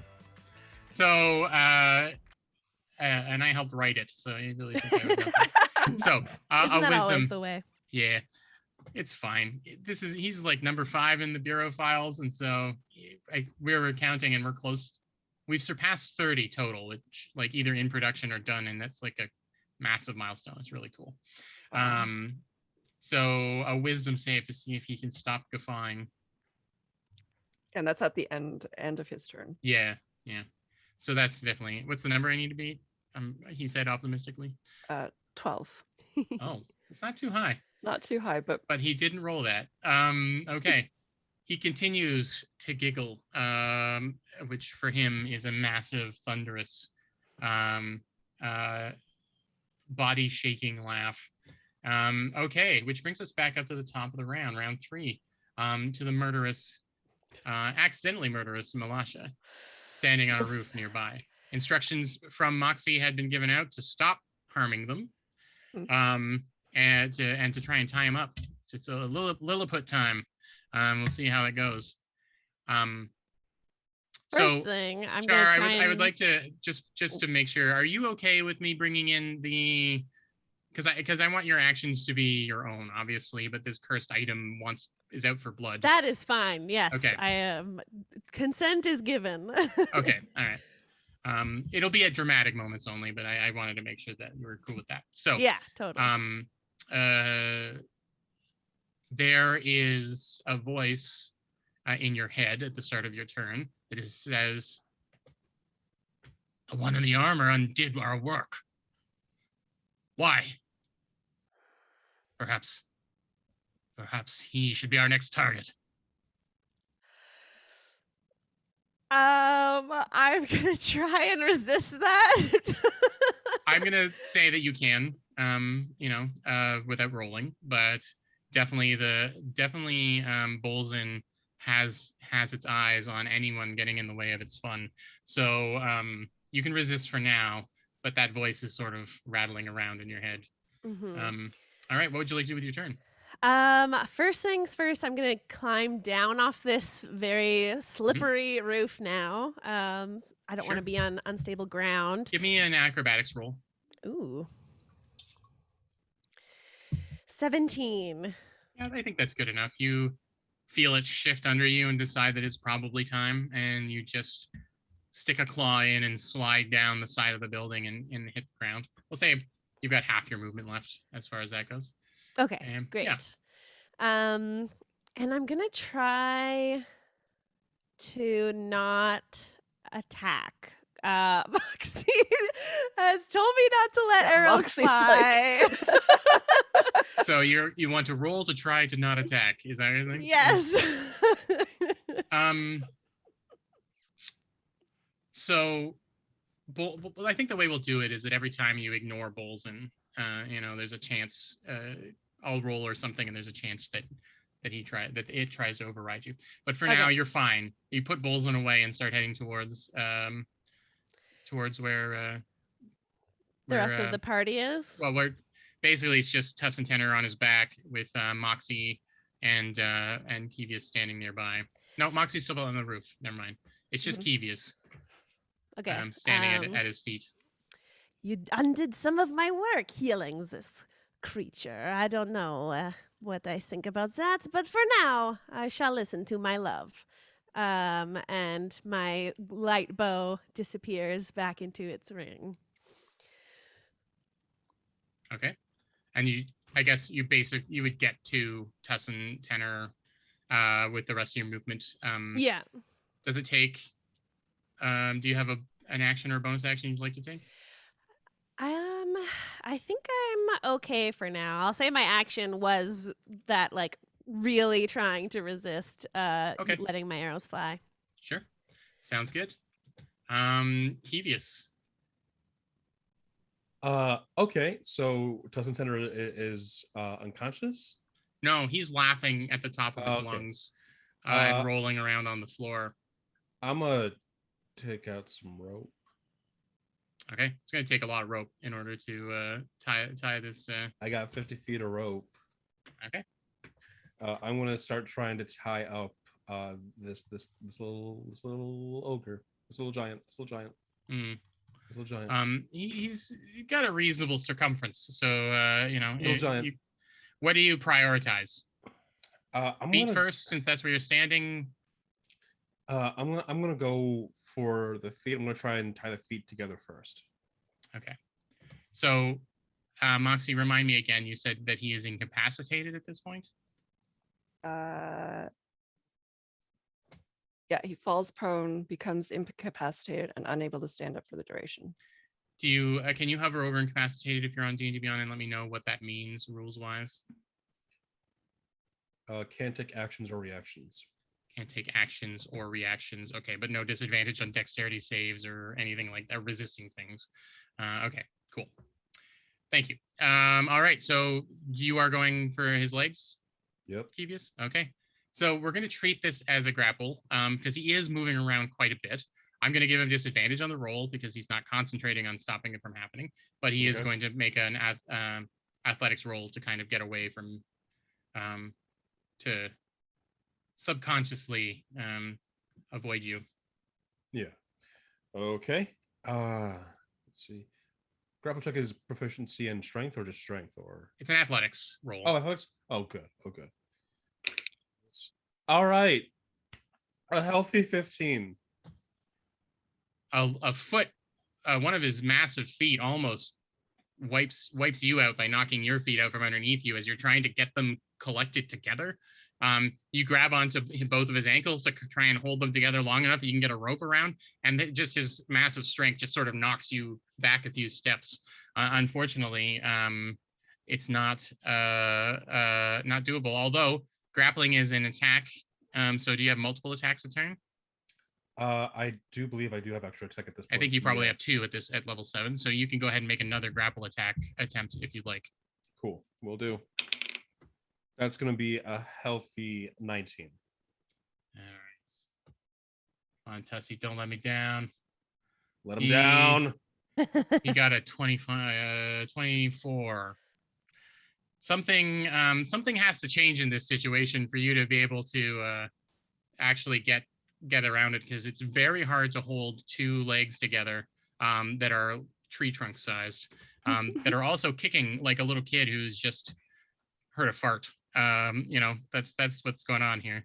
Any movement, anything like that? No, nothing like that. Just bonus actions. I'm looking right now for any bonus action that might help.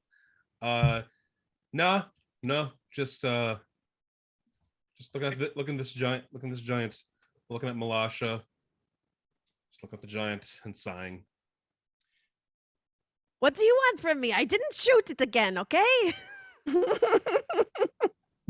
I added a few things into our turn order here.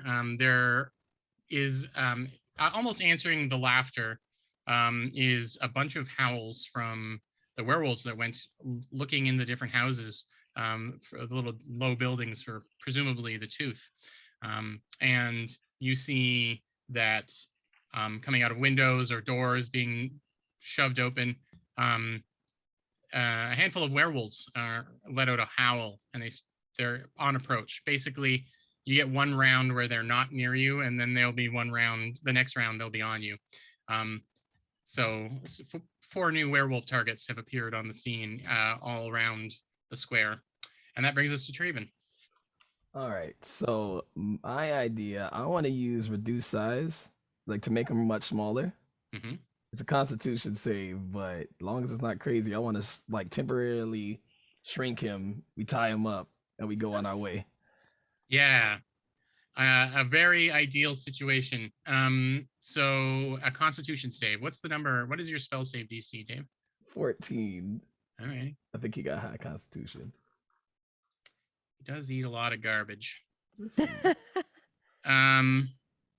Oh yeah. Okay. So he got a 19. There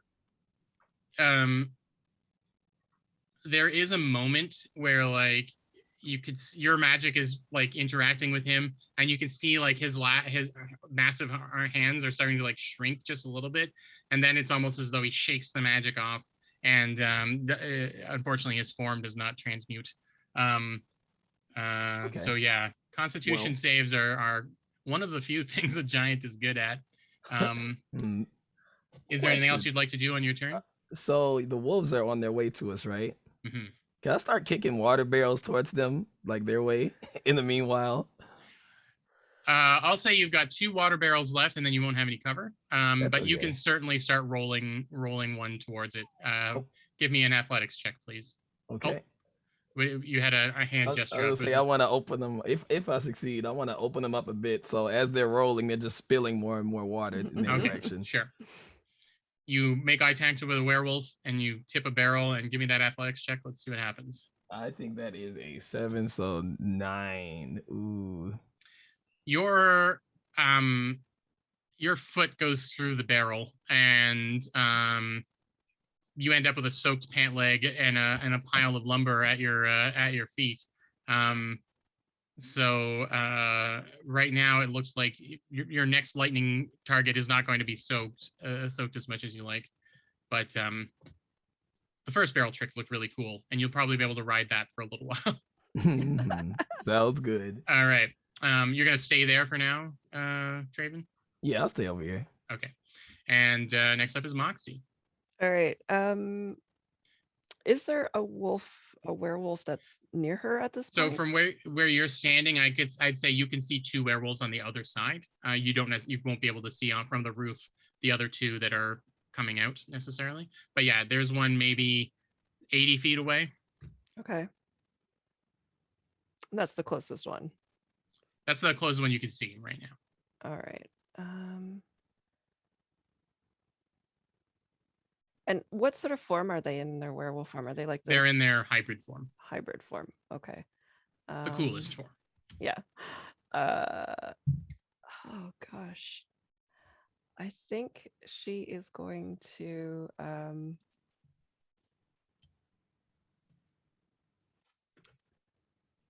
she can't do that because it's concentration. All right, she's just gonna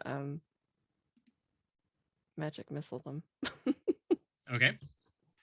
I mean, it doesn't miss. It's yeah, exactly. It's Tried and true. my most hated spell of all time. But go for it. What level are you casting at? How many? I'm gonna cast it at 2nd level, so that's how many is that? 4? 4. Yeah. So you can go if you're targeting all 1 werewolf. Then you can go ahead and roll 44 plus 4.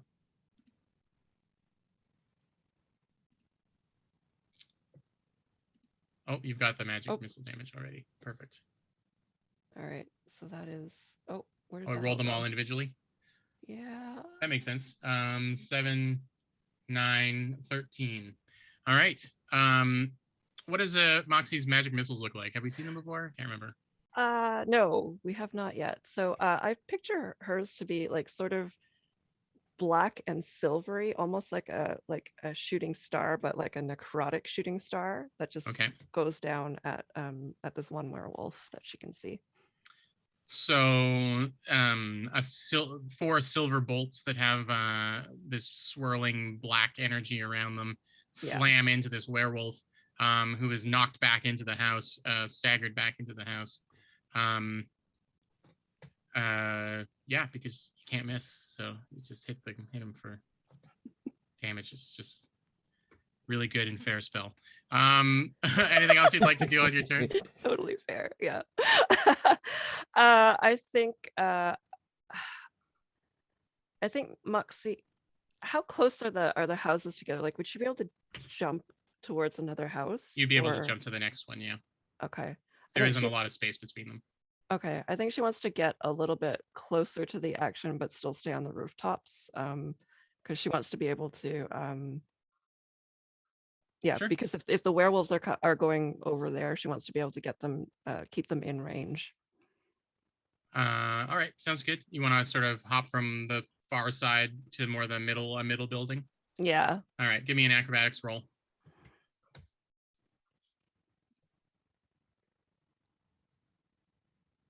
Oh, where did that go? 8. Hold on. before you decide, Moxie is very lucky. So she's going to be using her luck is it reroll? Yeah, you get to roll an extra d20 and substitute in if you like. All right, I'm going to do that so that she stays on the roof. Well, depending on what you Hopefully, yeah. Here we go. Worse. roll. Oh my gosh. She's like this. She's is like that- this on the roof. Yeah, so I believe in failing forward, so obviously I'm not gonna throw you completely under the bus here, but you jump and your feet land but on the part of the tin roof that's overhanging the side of the wall, and it slips down from underneath you, and you fall down grabbing onto the corrugated kind of roof. Mhm. And your feet are dangling down for now, and then you hear the growl of a werewolf that was just outside of your view that is maybe literally soon nipping at your heels. So you're in a bad spot, Moxie Smolder, because you didn't jump 5 feet. So the rogue. That brings us to Tussentenner. And all he can do is try and break free, right? Yep. All right, so let's see what this wisdom save does this time. Do you believe that he rolled a nat 20? No. Oh, no.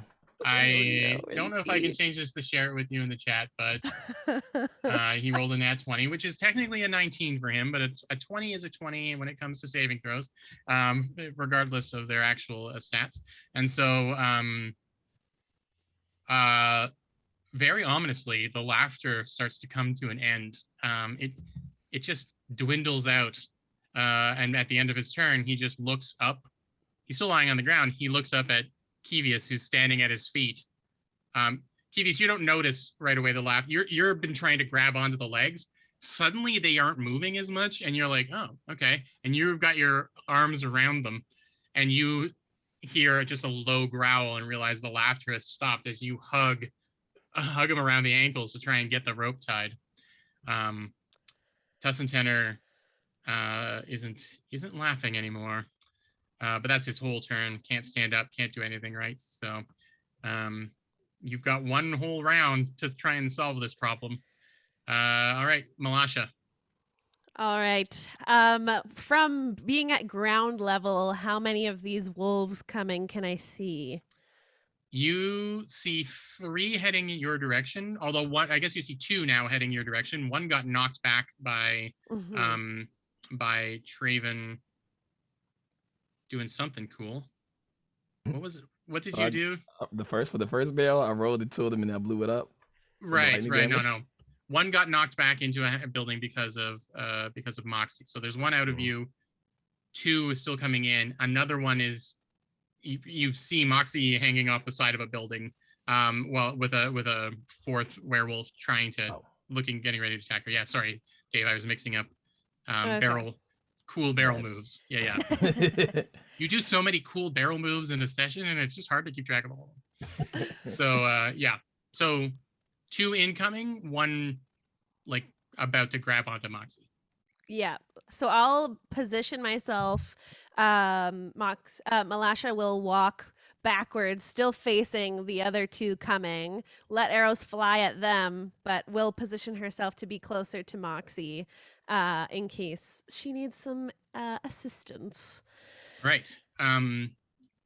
You will, if you are moving over towards her, it's away from Tussentenner, who now can take reactions. So he's going to get an attack of opportunity against you. He's prone and lying down, so it's going to be a disadvantage against you, but it is going to happen. Yeah, so. I'll let it. I'll still do what I described. Okay, let's see. A nat 1. Hey! So his focus is on Kevius, who is grabbing onto his feet. But a massive clawed paw lashes out at you to try and grab onto you as you, I imagine, very sassily hop over him to get to the other side to get over to Moxie's side. So now you're going to fire some arrows, split them out towards the two Yes. that are incoming. As I hop over, I'll say, "Call off your dogs if you want them to live." And then I'll put 2. Does a 13 hit? Does a 13 hit a werewolf? Yeah. Oh, that means they all hit. Okay. 13 was the lowest of my die rolls. So I'll do 2 to the one that's further away and 3 to the one that's closer. Okay. Just rolling damage. So that's 22 for the first, and then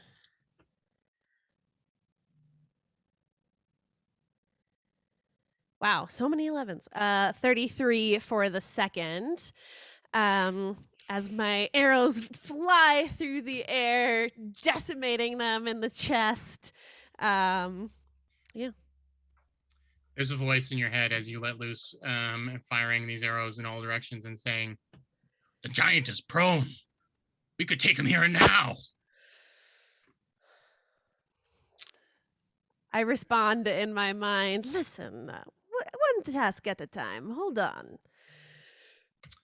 All right, Kevius. How pissed off does he look compared to before when I was handing the tooth over to him? His mood, is not as riled up and frothing as he was before, because he's just coming after a laughing fit. He's a little bit out of breath, but it's almost worse because there's some kind of glint in his eye that he is somehow maybe a little more focused and aware of what's going on. And he's just staring you down. I will give you, because of the situation that I described and what you did, if you are attempting to tie up his feet again or anything like that, I'll give you an advantage on that roll, since he is prone and you I described you kind of trying to grab onto his legs not moving. If you want, you have any other options at your right. Just looking up one thing real quick. Okay, so he's currently prone. Yep. So advantage on melee attacks. Kevius looks at him and goes, I really wanted this to go differently than last time. Kevius is going to just put a gauntlet back on, walk over around to Kevius' side, and just divine smite kick him in the head. Okay. So you're making an unarmed strike to start with advantage against his AC. Yep, and it's all going to be non-lethal because I don't want to kill him. Mm-hmm. And this attack roll is going to be made with the wonderful +6. 16. That's the highest of the two? No, that's the first. I'm just trying to find out if 16 hits. 16 and 17 for the first hit. 17 hits. Yep. 17 hits. Cool. Gonna pump a second level divine smite into that. It's gonna be taking. Oh, that's okay. I should grab more d8s. I'm a paladin. I should have more d8s. I was gonna say. Yeah. Let's see here. 23 non-lethal. 23. All right, that's the first attack. Yeah. Yeah. How's he looking? Well, he just got kicked in the head by a divine boot. There's a mark on the side of his face. But his head snaps right back to you. The frothing is starting again. Okay. I am going to use as a bonus action. Did you want to use your second attack? Yeah. As part of that attack action? Yeah. Oh, but you're gonna augment an attack, right? Okay. Yeah. Perfect. I'm going to use Searing Smite, which is going to add. Is that the spell I want to use? Sorry, I have so many smite things going on at any given point. It's hard to keep track sometimes. Searing Smite burns them, I believe. Yep. Is that the one that also marks them to make them easy to track? That's Branding Smite. I'm going to use Branding Smite. Branding smite, which is going to add 2d6 radiant damage to my next attack. Okay. Make another advantageous boot kick. Yep. Boot to the head. Boot to the Wow. head. First one's going to be a 19. Just 19 going to check up to see if it's crit. No crit. 19 to hit. Yep. Okay, go grab another d6 over here. And again, non-lethal. You better hope this guy dies or gets knocked unconscious on this turn, because you're just sitting there stomping on his head. I mean, listen, I'm at full, so he can be awake all he wants. I don't care. Ooh. That is going to be a grand total of 27. All right. Is he still up? Anything else? That is going to be it. Oh, and he is radiating dim light. Okay. And this has all been with your boot, yeah? Yeah. Okay, so the first hit leaves a temporary mark, that mostly an impression in the fur. The second, but it knocks a tooth loose out of his face because of the extra smite damage. And he turns towards you and he's growling. The foam in his mouth is back. And then another boot lands right on him, and this time leaves a burn mark in the impression of your boot print on the side of his massive round face.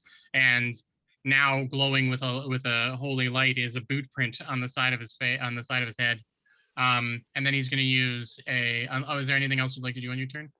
No, that's about all I can do. Okay. He's going to attempt to claw at you from the ground, which I guess is a disadvantaged attack. But we'll see. Maybe some luck can come for old Tussie. Nope, 17, that's a miss. And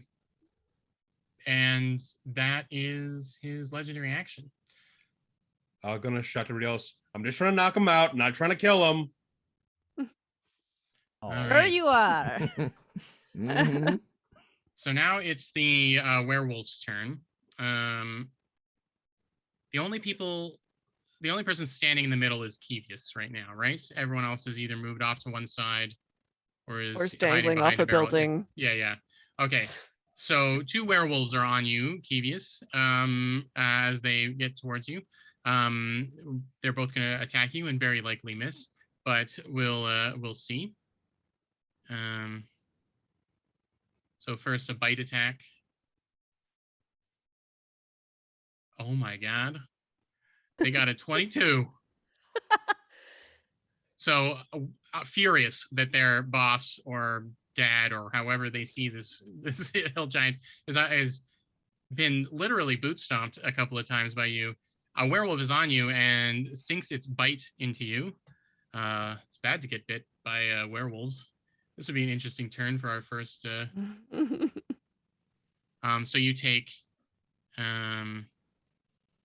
Oh, sorry. I needed to roll a d8, not a d6.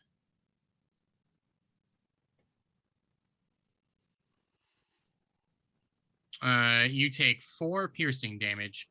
And are you a humanoid? I am in fact a humanoid. All right, so I'll need a Constitution save as the cursed teeth of the lycanthrope find purchase somehow through their massive armor. That is going to be, thanks to all of my stuff to boost Constitution, that is going to be a 16 con. Okay. You don't know one way or another, but you definitely have been bit by a werewolf somehow. This is probably the only one that's going to get a hit on you. Can I look at it and say something? Yeah. I just turn my head over and goes, do you mind?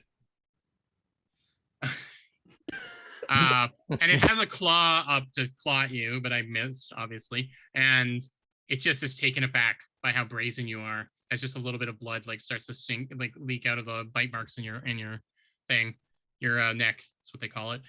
So another one is on you, is going to attempt to do the same thing. I mean, this is a act of futility here. That's a miss, and the claw attack against you is also a miss. But you're constantly having to keep them at bay here. So 2 of these werewolves are on you.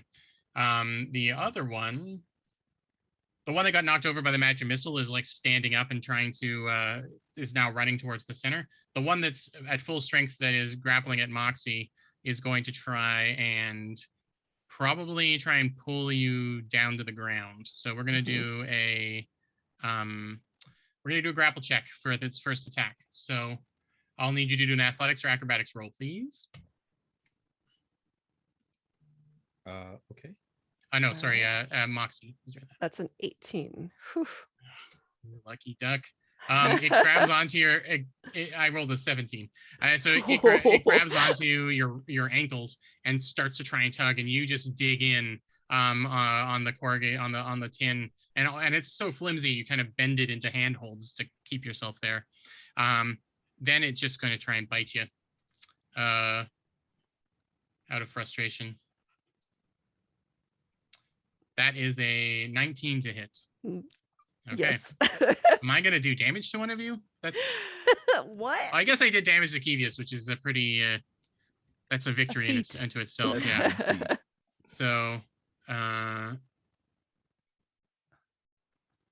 7 plus 9 points of slashing damage as it claws at your legs to try and pull you down further. Yep. Alrighty.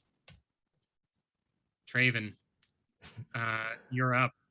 You got one barrel left, bud. I'm very tempted to be on brand Yeah. with the barrel since I'm already there. Okay. I don't know if this makes any sense, but I want to roll one more barrel this way on the wolves that aren't biting people currently in the open, and I want to enlarge it. I want to see if I can run it over. Okay. Yeah. It's like, I don't know if it'll work, but it's like that's something different. It's like So- this is the last one. The great thing about enlarge on an item, an object, means it automatically happens. So this already big barrel becomes 4 times bigger, I think it is. I'm here for it. Or no, it doubles in size in all directions, but that's still sizable. This barrel is now maybe like 12 feet across. It's huge. And absolutely, you can just kick it towards the one that we'll say the one that's got hit by Moxie's magic missiles. You probably at this point would just empty it out, kick it towards them, and enlarge it on the way. I'm gonna just say that there's no way that this thing can avoid it other than a dexterity save. So you're not gonna have to roll an attack, but it's gonna make a dexterity save to see if it can get out of the way of being flattened. I guess I need a number, but what is a rolling barrel's number? So, yeah, whatever. So you hear like a yip from the werewolf as the small barrel turns into a giant barrel and rolls over it and then rolls through the house it just came out of, knocking down the makeshift kind of walls. You could go ahead and roll what's big barrel damage? Let's say 2d10. 2d10, please. Let's see how much bludgeoning damage you do to this werewolf. I don't know. And a barrel that's enlarged. It's magic, yeah? Yes. Yeah, Oh why not? yeah. This is make-believe, so whatever we want happens. Okay. So trying to remember which one is which. So that's 11. Thanks, Dave. Yeah, this glowing enlarged barrel just lumbers over top of this werewolf who is knocked prone. And you see its snout like gets flattened up against its forehead and then pops back forward as the barrel gets over it. And it's obviously dazed, but then you knock over some poor miner's house as the barrel just keeps rolling through and into the wild blue yonder beyond. But very effective of keeping a werewolf out of battle. We're gonna have to make the school of barrel wizardry, I think. I'm here for it. Maybe that's Hit Point Press's next project here. Barrel magic. All right. Any movement or bonus actions that you'd like to take? After that, Traven just goes over to probably like a wall or corner, still nearby the battle, and Sure. says, they'll fix those houses later. Okay. I promise I'm sure the town will make you keep. All right, Moxie, you're in a dire situation. dire wolf situation. And you have some options. You can try and kick at it, or you can try and climb back up onto the roof, which will likely be a disadvantaged acrobatics roll because of the situation with it sort of dangling there. I think the first thing Moxie's going to do is she has, as a fallen Aasimar, she has a special feature. So she's going to sort of look down at the werewolf and just sort of growl, "Bad doggy," and her form, like this whole black, misty, necrotic shroud, just kind of goes over her skin, and it needs to make a charisma saving throw or be frightened. Charisma save. That's a 7. I assume that's a fail. Yes. So this werewolf and any, I think any creature within 10 feet of me. Oh shit. Anyone I mean, within oh 10 shoot, I have to do that too. I don't think you were. I don't think you were that close. Oh, okay, Based on good. what you had described, yeah. Yeah. You would. I would say, are used to this, seeing this happen. I would hope. Yeah. Right. You're so inured to the necrotic shroud. the werewolf. Yeah. The werewolf lets go. Stumbles back up against the wall of the building that you just leapt from. And that's your action, I presume, to do that. I would have to imagine. Yeah, I think so. As an action, yeah. Okay. So I think Dropping down uses your movement. It's free if you want to drop down. It can't get closer to you now. yeah, I think that's what she'll do. Okay. And then you have a bonus action left. And I'd say you use 10 feet of movement to drop down. So whatever you have left movement-wise. Yeah, I think she will get a bit closer, but not, she doesn't want to be like in melee range of anything. Sure. You can get between the next two houses or something like that. And Malasha's kind of not in melee range. If you want to run to her side, that's something that's an option too. Yeah, I think she'll probably do that. Okay. And that's it.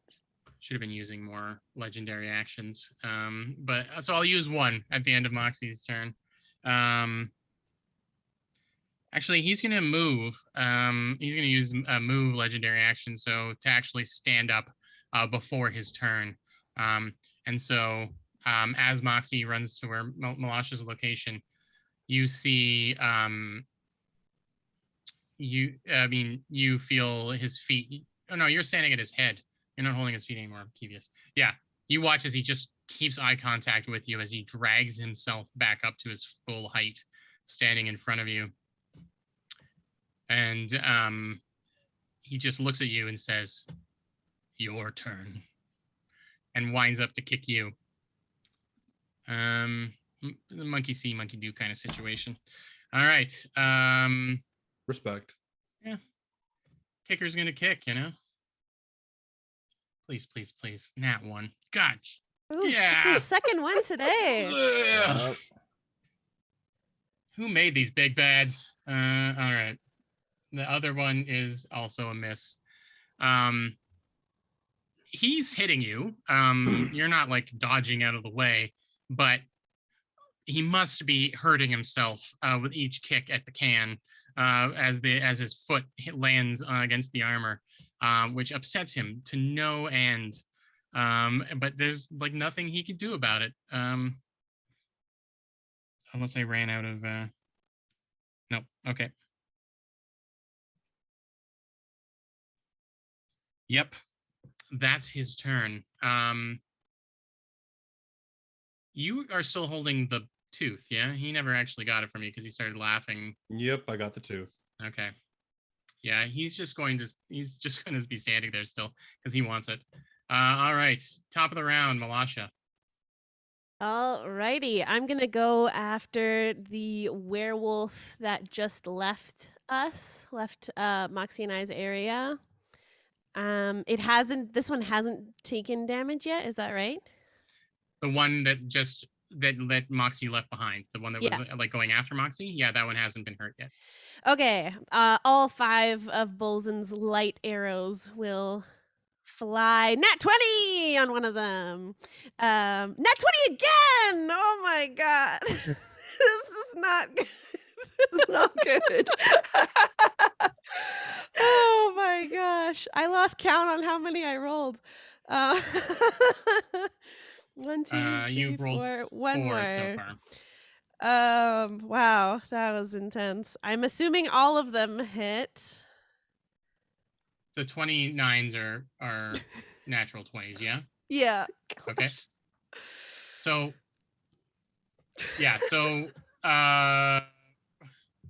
how much, what's the damage die on it? We'll do the math. It's a D4, right? It's a D4 plus 8. Yeah. Plus 8 to the damage? Yeah, because I have arrows of or bracers of arrows and Ugh. All a right. feat. I'm going into the documents tomorrow and nerfing Bolzen for sure. So this is a playtest now. So D4 on each one, plus 8 for each one. So it's plus 40 on top before we even roll any dice. And so you are rolling, and you crit it on 2. So you're going to roll D4 plus 40 if it's all going to one person. Yeah. And I'm going to assume that this is lethal damage. Oh yeah. Because your task was not to, yeah. Yeah. So that was the roll on 7d4. Through. Yes, 7d4, so that's a total of 15. And my bonuses don't apply for the werewolf because it's the big bad that has all the Slayer's prey and everything. So how does the spear of Bolzen eviscerate this, in 10 words or less, eviscerate this werewolf who is not even paying attention to you, is just eyeing your smoke-wreathed partner, who spooked it so that they could get away. She could get away. All 5 of these light arrows fly forward and begin to circle each other, slowly becoming one longer and longer arrow. And as it flies through, it just like obliterates the creature, piercing it to the wall behind it. Yeah. And the wall, flimsy as it is, like collapses, and everything kind of collapses down on this really sad werewolf, who was just, following orders. So that's your turn. Do you still have a bonus action or anything left? I am good for now. I will turn to Moxie and say, "Are you okay?" Oh, of course. Perhaps Bo could I don't know, look at putting it aside for a moment. I look down at my hand and seriously consider it. I don't want you to get docked pay. The arrows that it forms leave kind of this purplish magic trail that leads to your target, a tracer sort of. And as it recoils in, because Bolzen is feasting on something that has been killed, some of the purple has red blood mixed into it that's dragged back to the ring. Moxie, Malasha is only sort of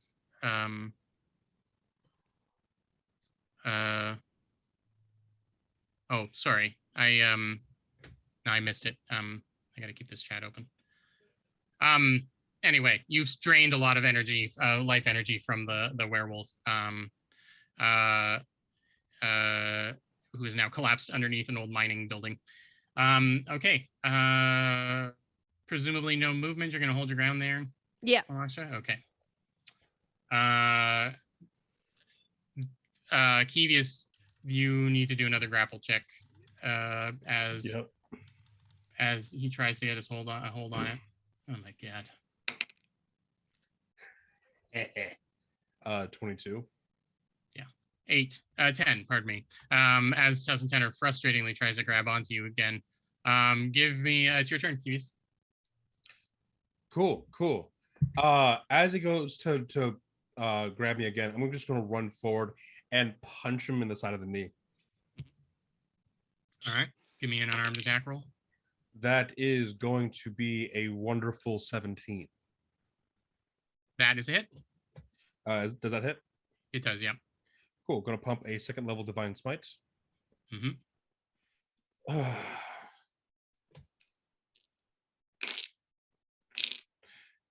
That is going to be another 21 non-lethal. We're going to knock out, rather. The giant starts to, as you slam your full body weight into the punch, and your gauntlet flares up with divine energy. The giant's knee bends in a way it probably shouldn't, and they stagger back a few steps. And this is the moment, right, where the head injuries start to kick in. Pardon the pun. And he is on his last legs. So you're gonna get the finishing move here, Kevius. Yeah. Surprising no one.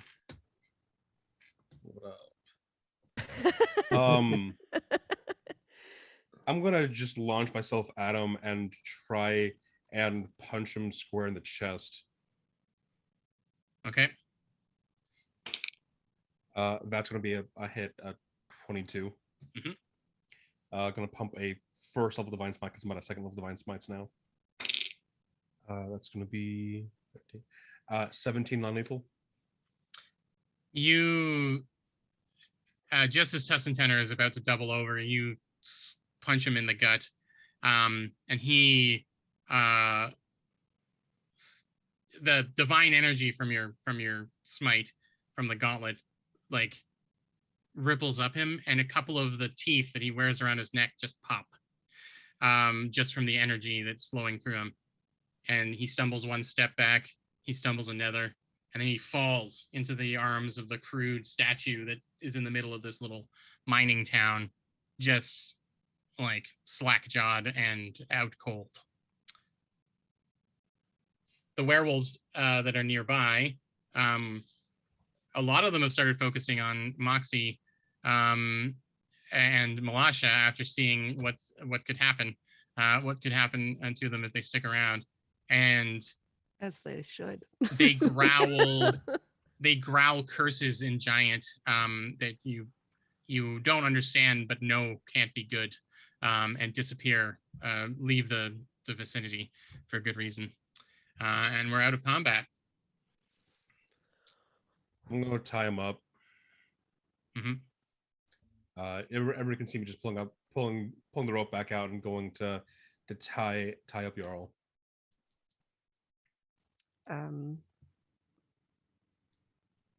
I think Moxie is also going to walk forward. Her shroud lasts for a minute. I think she wants to try to sort of like pat his face to wake him up. And when she does that, she's going to use healing hands on him. It's one of her features again. So she just touches him on the face, and he's restored for 7 hit points. This is Tussentenner? Yeah, after he's tied up. Right. It looks like for a second that he's about to stir, but his head just lilts to the other side and his jaw slings to that direction instead. And as his leg pops back into place with your bit of healing, he starts to snore as his legs and arms are bound up. You hear a voice in your ear. This was, believe it or not, this was all happened over within 30 seconds to a minute of you arriving in this town. Good old D&D time. But you hear the voice of the chief in your ear. Wow. All right. It's good to know that you're safe down there. We're gonna send in a couple of wagons to help haul him back to his turf. We'll give you a 10-15 look around. you can find out why anyone would do this, why anyone would steal a tooth only to give it away for a couple of bucks. I would say interrogate Tussentenner, but I don't think it's a good idea to wake him up. Portal in 20, and then there's a little blip as the voice goes off. I'm gonna tuck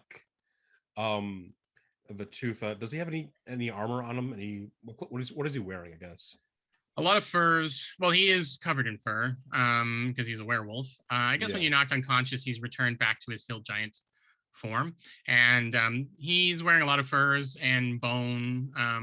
Nothing super sturdy. Hill giants rely more on their just natural strong skin, and things like that.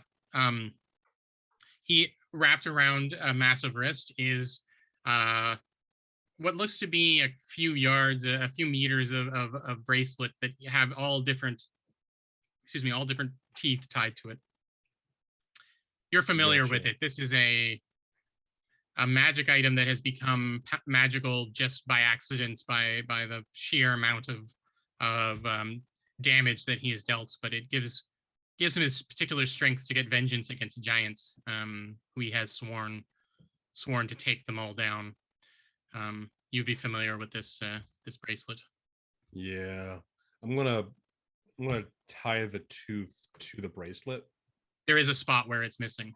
Yeah, and it's the only place that isn't tied by rope. It's being held on by a very carefully created sling. Yeah, and I will remind you at the beginning of the fight, he said it was his brother's tooth. Yeah, gonna just tuck that right in there. Right. Moxie is just gonna walk into the middle of the roadway and shout out again. All right. Which one of you has more information?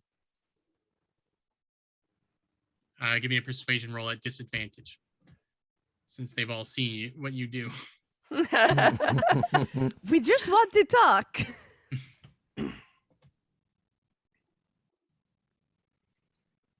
An 11.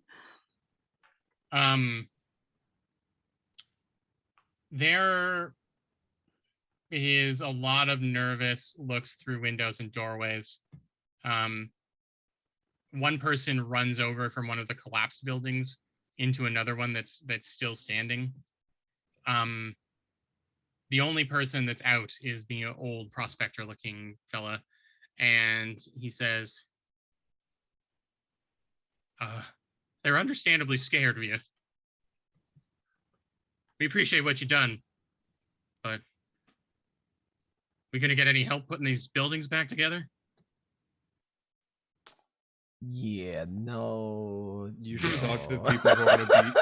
There's going to be some people here with wagons. Talk to them. They'll be able to help you out. Yeah. Just try and talk with them over what they can help you out with. We do the mess. What he said. They do the cleaning. Who else saw the person you were trading with? It was early morning. I was going out for my constitutional, and they rolled into town on foot, which I thought was really strange. There was something about them. They're really light on their feet, you know? So I keep thinking elf. Where did you meet them at in town? Is there an area here? Oh, I was just passing through the middle of town. I mean, the middle of town. I was passing by. I was just heading to the outhouse, and he gestures over to one small building that is like a little further away that managed to stay out of damage. And they were just traveling through. I'm a kindly sort. I introduced myself and shook their hand, and then they presented me the tooth, and I had to have it. Is that building they stayed in nearby? Oh, they didn't stick around. I'm gonna use my one cantrip, thanks to my race, thaumaturgy, to make my voice 3 times as loud for a minute. I'm gonna roll persuasion check because if it's only been like half a minute since combat started, I still have my channel divinity active. So this is an intimidation roll. Because if you're No, making yourself really low. I'm straight up just asking. Oh, are you? Sorry, are you addressing the whole town? Yeah. Okay, I see. I got. I thought you were 5 screaming at this one old man. Ah! Man, tell me what you Oh, want. Tell me no, what just- you know. just shaking him with a megaphone Yeah. of a voice. Yeah. What do you got? Addressing the kind of the town overall. I got 5 gold. Who comes forward with any information about the person who traded with this prospector here? Gonna roll persuasion. Yep. With you're getting your bonus +5. Yep. That's gonna be a 29. Why roll? So there's a beat. No one comes out. And then a little kid, probably the only kid in this little town. Little gnome kid, maybe like 8 or 9 years old. Peeks out from one of the houses. You see another hand try and grab their shoulder, but you hear them whisper, "I think they're the good guys," and then they start heading run over towards you. I'm gonna kneel down. Hey, little buddy, do you see anything? Well, no, but Cletus was showing me the tooth, and he was telling me about the trade and that kind of thing. And I thought, wow, this looks like a real special thing, a giant's tooth. Why would someone take so little money? And then I was surprised to find this. And he lifts up a gold nugget, the size of the described nugget of gold that the person said, this was just thrown on the ground outside of town. Whoever traded for the tooth didn't even keep the money. That's gotcha. Well, hey, I give him the 5 gold. Here you go. Well, thanks.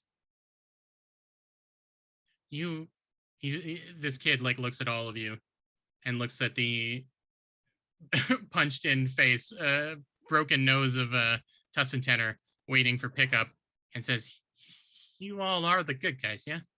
Yeah. Good. If you drink your milk, you can become like the good guys too. Right." And then you see the kid, their eyes pass Moxie, who is maybe still coming down from spooky form, and then like looks over at just the legs of the werewolf like underneath the collapsed building and says, "Oh, I'm glad you're on our side." And then clutching the 5 gold coins in their little gnomey hands, runs off back towards presumably their parents. As 2 rather large flat wagons being pulled by oxen show up, presumably from another more boisterous town nearby, and a handful of lower ranking field agents start getting Tussentenner across the two wagons. And this kind of slow journey hauling this giant back to his lair would probably take the rest of the day. And a few agents stick around with mending spells, mending cantrips and things. And there wasn't much to rebuild, but they help prop up walls and things. The bureau does its best to leave things as they found it when there's collateral damage. And I think that's probably where we'll leave it for today, unless there's any last minute things that you want to do around town. No one else seems very keen on talking to you, as they're all a little nervous. I think maybe Moxie might ask the little kid to point us in the direction of where they found the gold nugget, just to see if we could find footprints or something, some other clue. Okay. Yeah, they'll happily guide you over to it, and anyone who wants to can make an investigation roll. If one person wants to help another person who has a good shot at it, they can do it with advantage. Who's a very good investigator amongst us? I have good investigation. +3. All right. Yeah. I will lend you assistance. All right. Thank so you. roll twice, Dave, and we'll take the highest of the two. All right. That is 1. Whenever it pops up. 13. Almost 16. And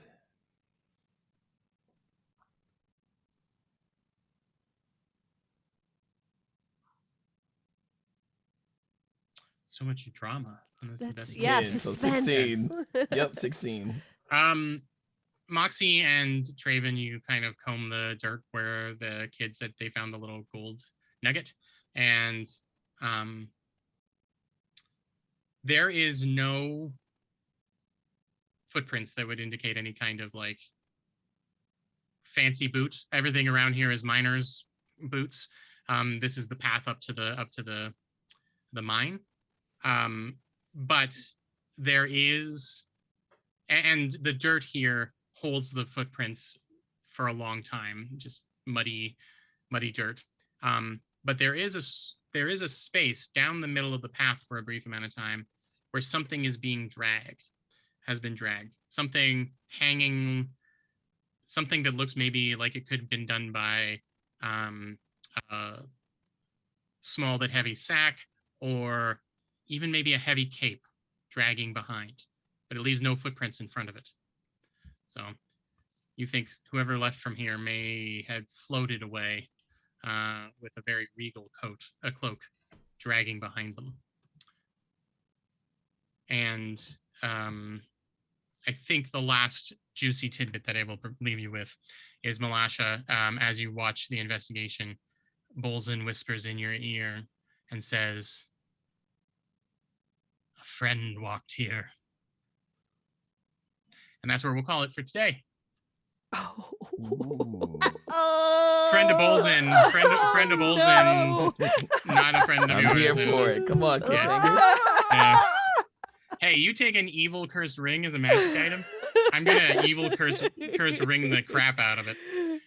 All right. Thank you so much, everyone, for watching. I, of course, have just a couple of last-minute things to say, and I want to give everyone a chance to do their outro. Again, thanks for tuning in. We're really excited to do more of this show. We're going to be back for episode 3, the second episode in the series, on the October 26th at 5 p.m. We are excited for you all to find out which big bad is on deck next. That's your little hint. Of course, a reminder, more streams this week. Join us on Thursday at 2 p.m. Sam, our in-house map maker, who has done all the maps for Hekna and is working on maps for Humblewood 2. I don't know what she's going to be working on Thursday, but it's going to be cool. You can come and watch her. There's a joke that I guess I'm legally obligated to say, which is, we'd sure be humbled to see you there. So that's potentially a hint on its own. And then, of course, pre-order month for the month of Heck is ongoing. You can sign up for the Big Bad Booklet series and Pledge for the Moon Daughters Kickstarter campaigns. All those links are in the chat. bigbads.com if you want to get some Big Bad Booklets of your own.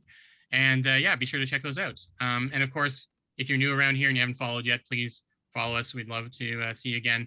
And then you'll get a notification about when we do more cool stuff. But all of that aside, I want to say thank you to my lovely cast. I'm excited to weave this story with you. It's nice to have some more game with you. And so we're going to go reverse from what we did before and go to Paladin. Give us a little spiel, whatever you're up to, and thanks. Yeah, sure. Hi, I'm HT Paladin, otherwise known as Paladin. Find me on Twitter, Instagram. Don't find me on Facebook. Don't do it. Boundaries are important. Actually, fun fact, there's another book on Hip Point Press's website called The Islands of Sina Una, which is a 5e campaign setting based entirely on pre-colonial Filipino culture mythology, and I have wished for the past 2 years that I had an easier way to say that. But it's now fully available. You can look online to see people talk about having their copies in, and I'm just so glad it's out there now in the world and I don't have to think about it anymore. But For now, yeah. Don't curse me like this. She's the one with the ring. Fair enough. I There just made a book. should be a link in the chat to Sina Una if you want to go take a look at it as well. Mhm. All right. There you go. Jess is on it. Thank you. All right, Dave. All right, hey everybody. My name is Dave. I go by Day to Dave. Catchphrase is Day to Day with Day to Dave because you're getting some form of content from me every day. I primarily stream on Twitch, and recently I've just really gotten to TikTok very late in the game, so you're seeing little videos every single day. So be on the lookout for those. I love streaming games. Really enjoy this, so I just like having fun. But nice to meet you all.